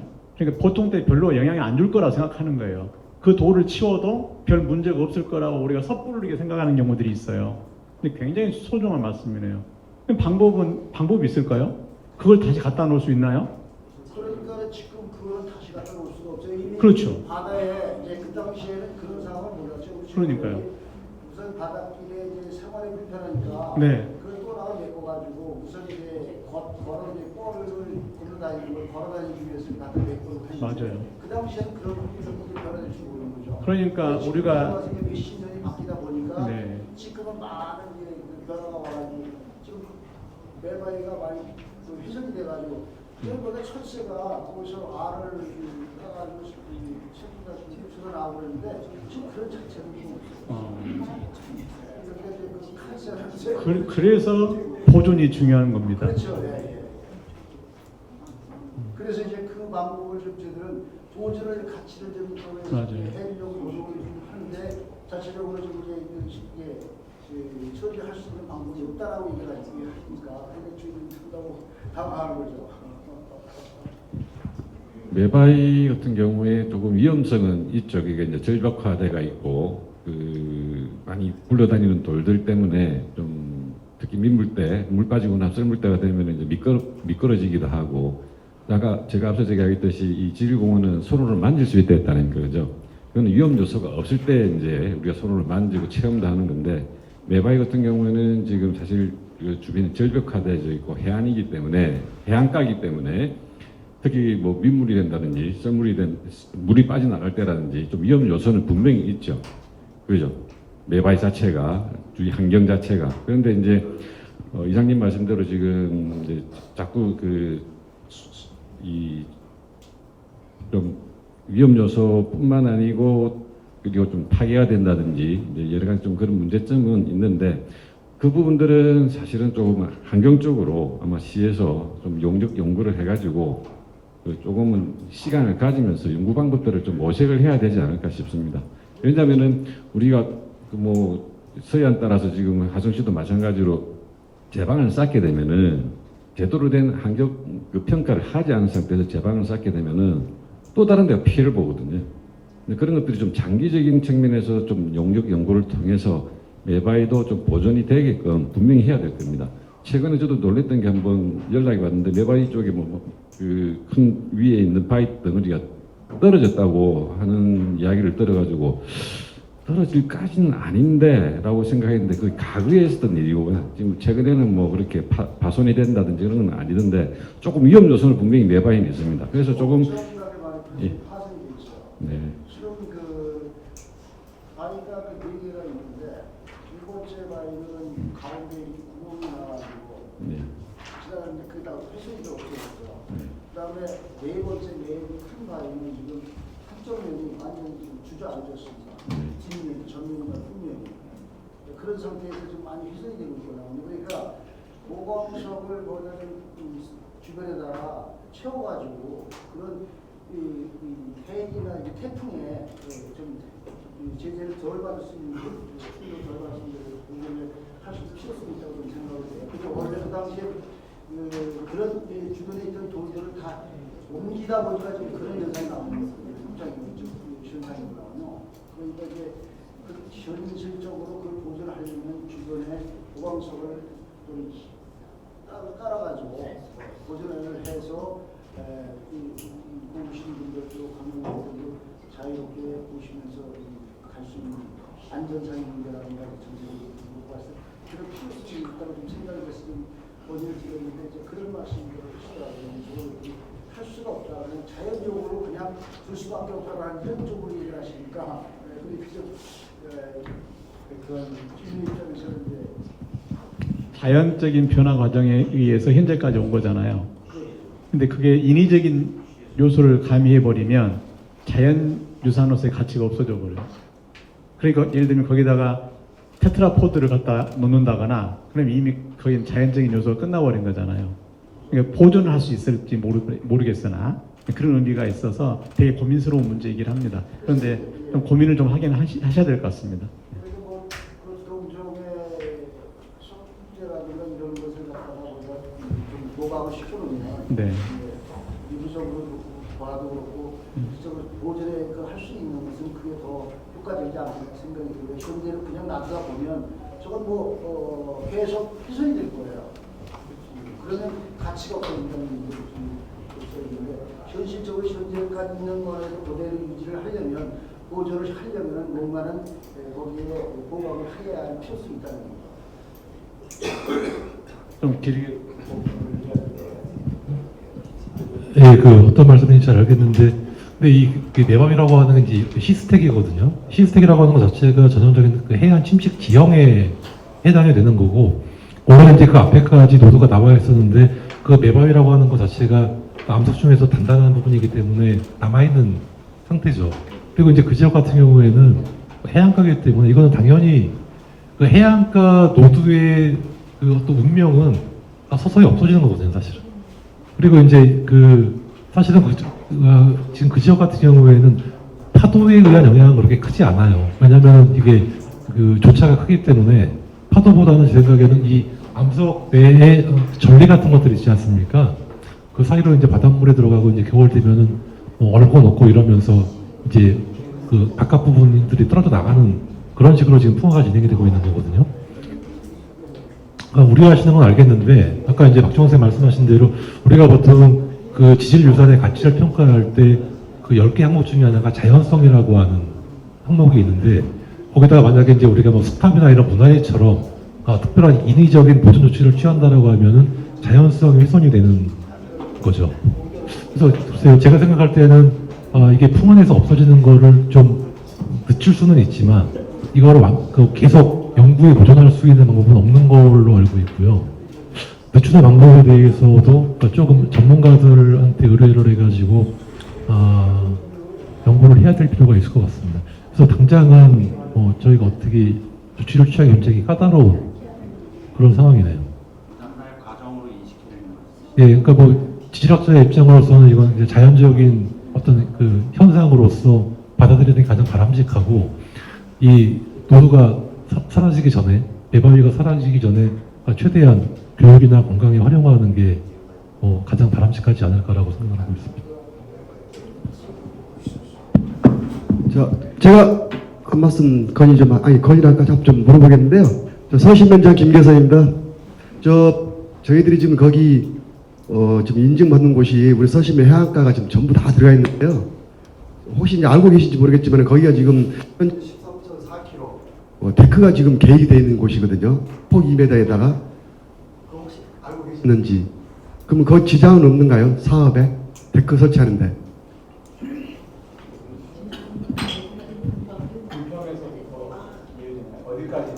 저 전곡항에서요 궁평항까지. 예, 여기 해안가를 이렇게 쭉 둘러서 데크 2m 폭으로. 지난번에 뭐 대충 김민주 주무관한테 얘기는 들었는데요. 예.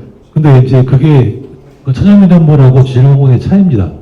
그러니까 천연미전물 같은 경우에는 그런 거 데크 설치를 함부로 못해요. 문화재위원회의 승인을 받아야지 할 수 있는 거죠. 근데 지질공원 같은 경우에는 괜찮습니다. 왜냐면 데크 설치를 해가지고 그 관광객들이 지질 명소를 더 잘 볼 수 있다 그러면 뭐 얼마든지 가능하고요. 예. 그러니까 단지 이제 그 지질 명소를 훼손하지 않는 범위 내에서 하신다고 하면 아무런 문제가 없습니다. 예, 높아지면서 제가 여쭤본 거고요. 그 다음에 그게 사실은 우리가 저기 관광객 우리 유입을 목적으로 하는 거거든요. 우리 수도권 2,600만 그분들이 뭐 코로나 때도 사실은 한 500만 정도 이렇게 오고 그래서 한 해 동안 그래서 천혜의 그 관광 자원을 갖고 있는 곳이거든요. 잘만 개발하면 우리 수도권에 제일 가는 그 관광지가 되지 않겠나 생각이 들어서 데크가 사실은 가장 우리 주민들의 수건삽이에요. 그래서 이제 그거 연계해가지고 우리 이제 아까 상태적으로 우리 전문가님께서 말씀하신 거 지역 경제와 이렇게 관광을 연계를 잘 좀 하면은 이 지질공원과 그럼 우리 서시민뿐만 아니라 아마 하상시도 상당히 큰 이름도 좀 알리고 좀 좋은 관광지가 되지 않겠나. 이거 시너지 효과가 있겠다 생각이 들었습니다. 우리 여기 계신 국병기 이장님하고 제 생각이 좀 다른 겁니다. 여기는 약간 반대하시고 저는 그 연계만 하면 잘 되겠다 하는 고생하셨습니다. 데크를 설치할 때 지질 명소로 지정된 곳을 지정할 때는 저희한테 물어봐 주시면 저희가 봐드릴게요. 아, 물어봐야 돼요? 그러니까 거의 그럼 조금 제한은 있는 거네요. 지금 무슨 얘기냐면 훼손시키면서 설치하면 안 되잖아요. 아, 그렇게는 안 할 것 같은데. 그러니까 그 훼손시키는지 아닌지를 모르니까 그 부분을 지나는 것은 저희한테 자문을 요청하면 저희가 봐드리겠습니다. 이건 여기는 괜찮습니다. 여기는 1m만 좀 밖으로 돌면 좋겠습니다. 이러면 저희가 봐드릴 수 있어요. 예. 위원장님 봤더니 관광 개념이었어요. 거기 태블카드도 있고 해입니다. 그래서 모든 것을 앞으로 지금요 하시는 게 좋아요. 그 얘기 말씀드렸어요. 하시는 게 좋은데 혹시 명소를 지나면 저희가 봐드리겠다 이런 얘기죠. 말만 하면 뭐예요? 그래야 생태계 관광 개념도 있잖아요. 그 전문가 오셔서 축하드립니다. 나 그렇게 많이 듣고요. 좋은 말씀 들었습니다. 저희는 도와드리는 입장입니다.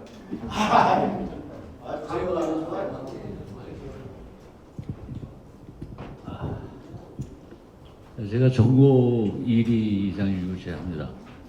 저도 거기 지금 정곡항이라고 해서 공룡 나왔다고 하고 이러는 부분에 제일 근접한 마을이에요. 그래서 이제 거기는 지금 여기 정곡 3리장, 정곡항 이장하고 거기 경계 구역이라고 얘기해서 좀 얘기가 있고 그러는데 사실 거기는 장애리 지역으로 저도 알고 있어요. 그래서 이제 정곡항은 사실 정곡항 시작하는 입구가 저희들이 말하는 아랫섬이라고 했는데 그 지역이 제가 놀던 터예요. 즉 정곡항 들어가는 입구입니다. 입구 다 훼손됐어요. 거기가 제가 보는 저도 케이블카 밑에를 한 바퀴 돌아봤어요. 근데 참 좋더라고요. 근데 제가 보는 지금 그쪽 일대가 개발이 돼서 많이 훼손은 됐는데 정곡항 들어가는 입구 그 섬도 그거 못지않게 멋있던 자리예요. 거기 섬이에요, 그것도. 근데 이제 거기 염전이 생기면서 이제 막히고 해서 했던 부분인데 그런 데는 다 훼손이 됐지만 제가 보는 데서도 또 그 지역 일대들이 다 그런 지역일 거라고 봐요. 그 중에서 제가 전에 군부대에 있던 바로 밑이에요. 아직 훼손이 안 됐을 거라고 해서 제가 한번 권유를 드려보는 건데 그렇게 찾아보면은 그런 지형들이 많을 거예요. 그쪽 해변가로는. 근데 다 훼손되고 이제 제가 가기 전이에요. 전에 엠포도 지나서 식당이 있고 거기가 군부대 자리거든요. 거기 지금 나대주는 사유지가 돼 있는 걸로 알고 있어요.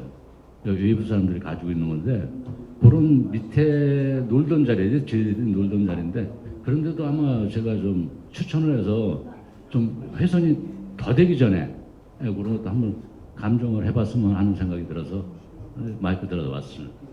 이상입니다.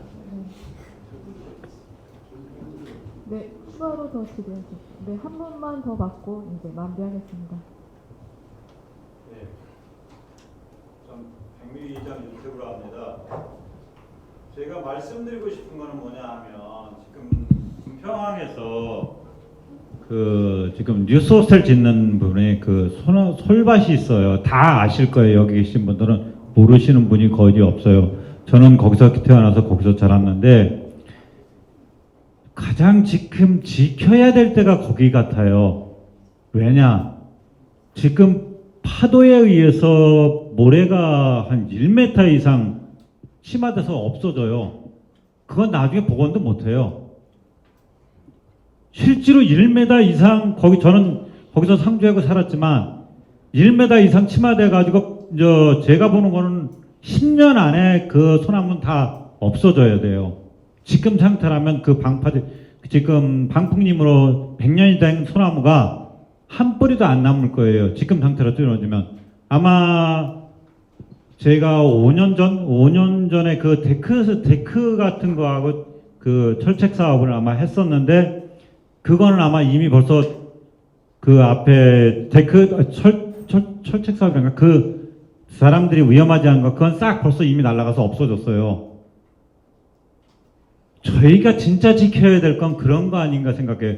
저희가 아무리 지금 여기 100년 뒤에 계실 분들 아무도 안 계실 것 같아요. 100년 뒤에 그 소나무 안 지키지 않으면 방법이 없어요. 진짜 지켜야 될 건 그거 같아요. 왜냐하면 지금 거기 보시는 지금 여기 잘 아시는 관광 과장님도 계시는데 거기를 어느 정도 파악을 하고 계시는지는 모르지만 1m 이상 다 침하되어 있어요. 소나무와 뿌리가 다 나와 있어요. 지금 현재. 그래서 이런 방안을 어떻게 찾아야 되는지 사실 궁금해요. 저희 관광진흥과장님이 답변 드리겠습니다. 저희도 그것 때문에 지금 그 고민을 많이 하고 있거든요. 아마 답변 드릴 겁니다. 네, 안녕하세요. 네. 저기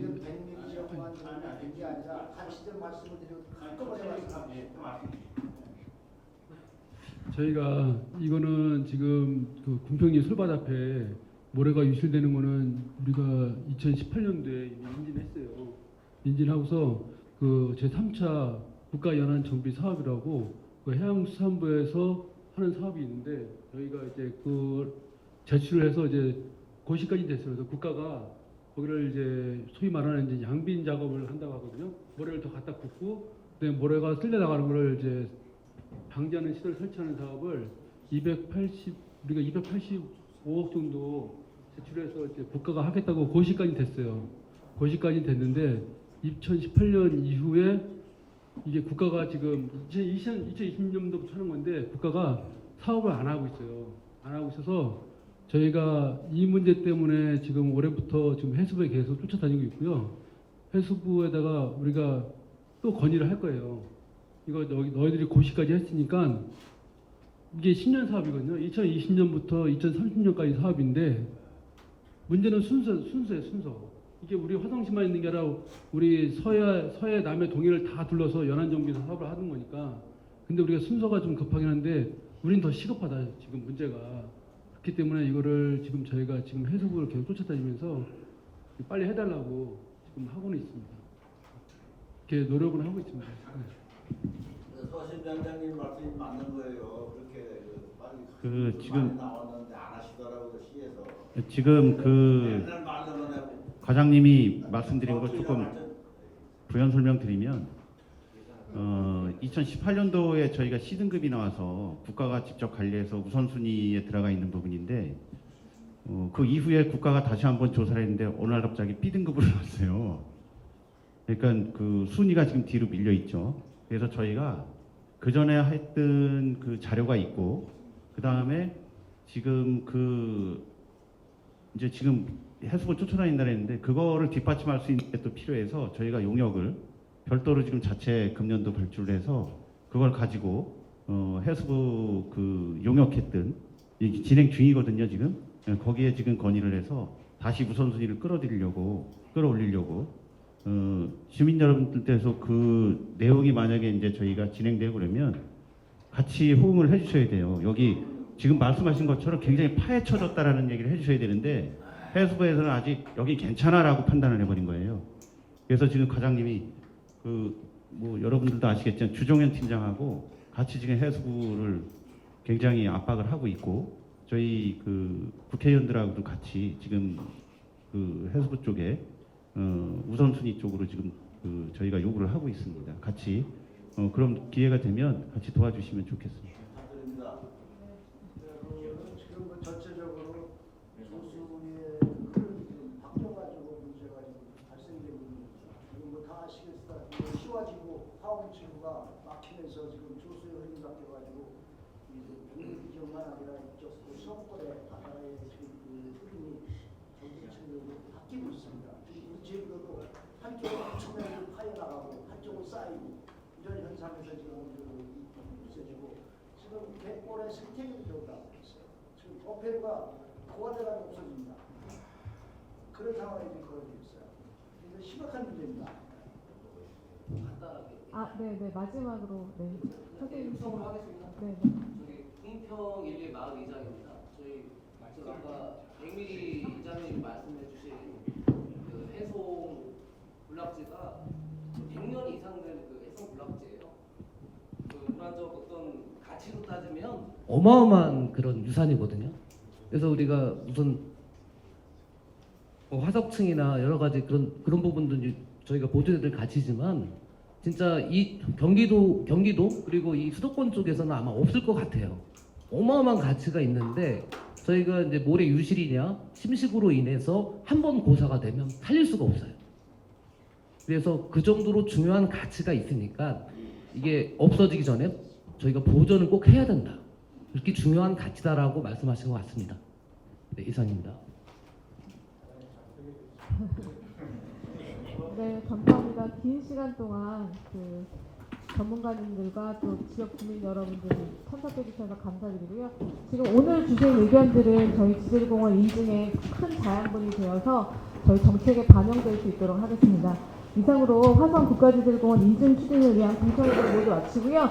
저희 기념 촬영을 한번 제안을 누가 해주셨습니다. 그래서 저희 지금 오신 분들 앞으로 나와주셔서 기념 촬영 한번 하겠습니다. 예, 앞으로 나와주시기 바랍니다.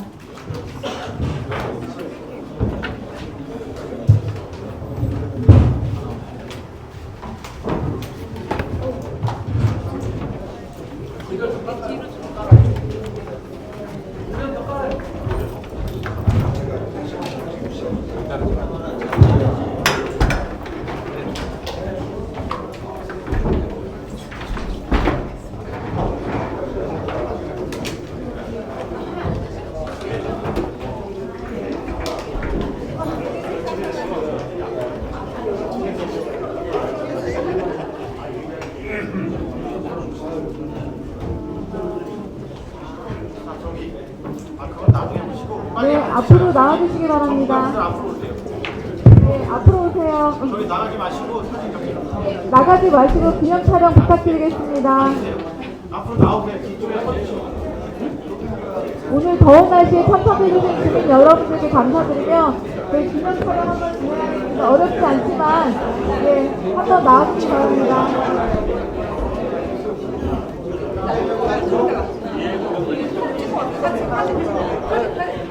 네, 해설자 선생님들 앞으로 나와주세요.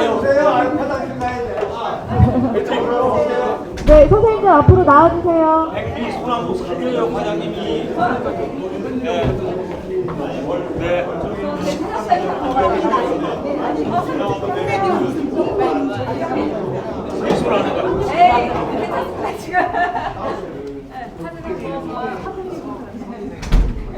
너무 그쪽에만 계신가요?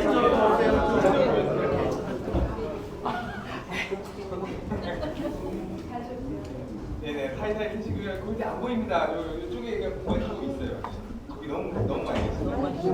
네, 이쪽으로 오세요. 이쪽으로 오세요. 네. 자, 보시겠습니다. 잡아주시고요. 좋습니다. 자, 하나, 둘. 우리 뭐 또 설렁하니까.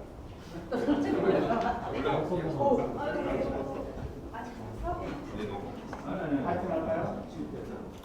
사장님 좋아하는 분들이 저거 되게 아니, 도시락이 아니라 뒤로. 예. 자, 우리 세팅 한번 할게요. 자, 화성 지질공원. 다시 한번 할게요. 화성 국가지질공원.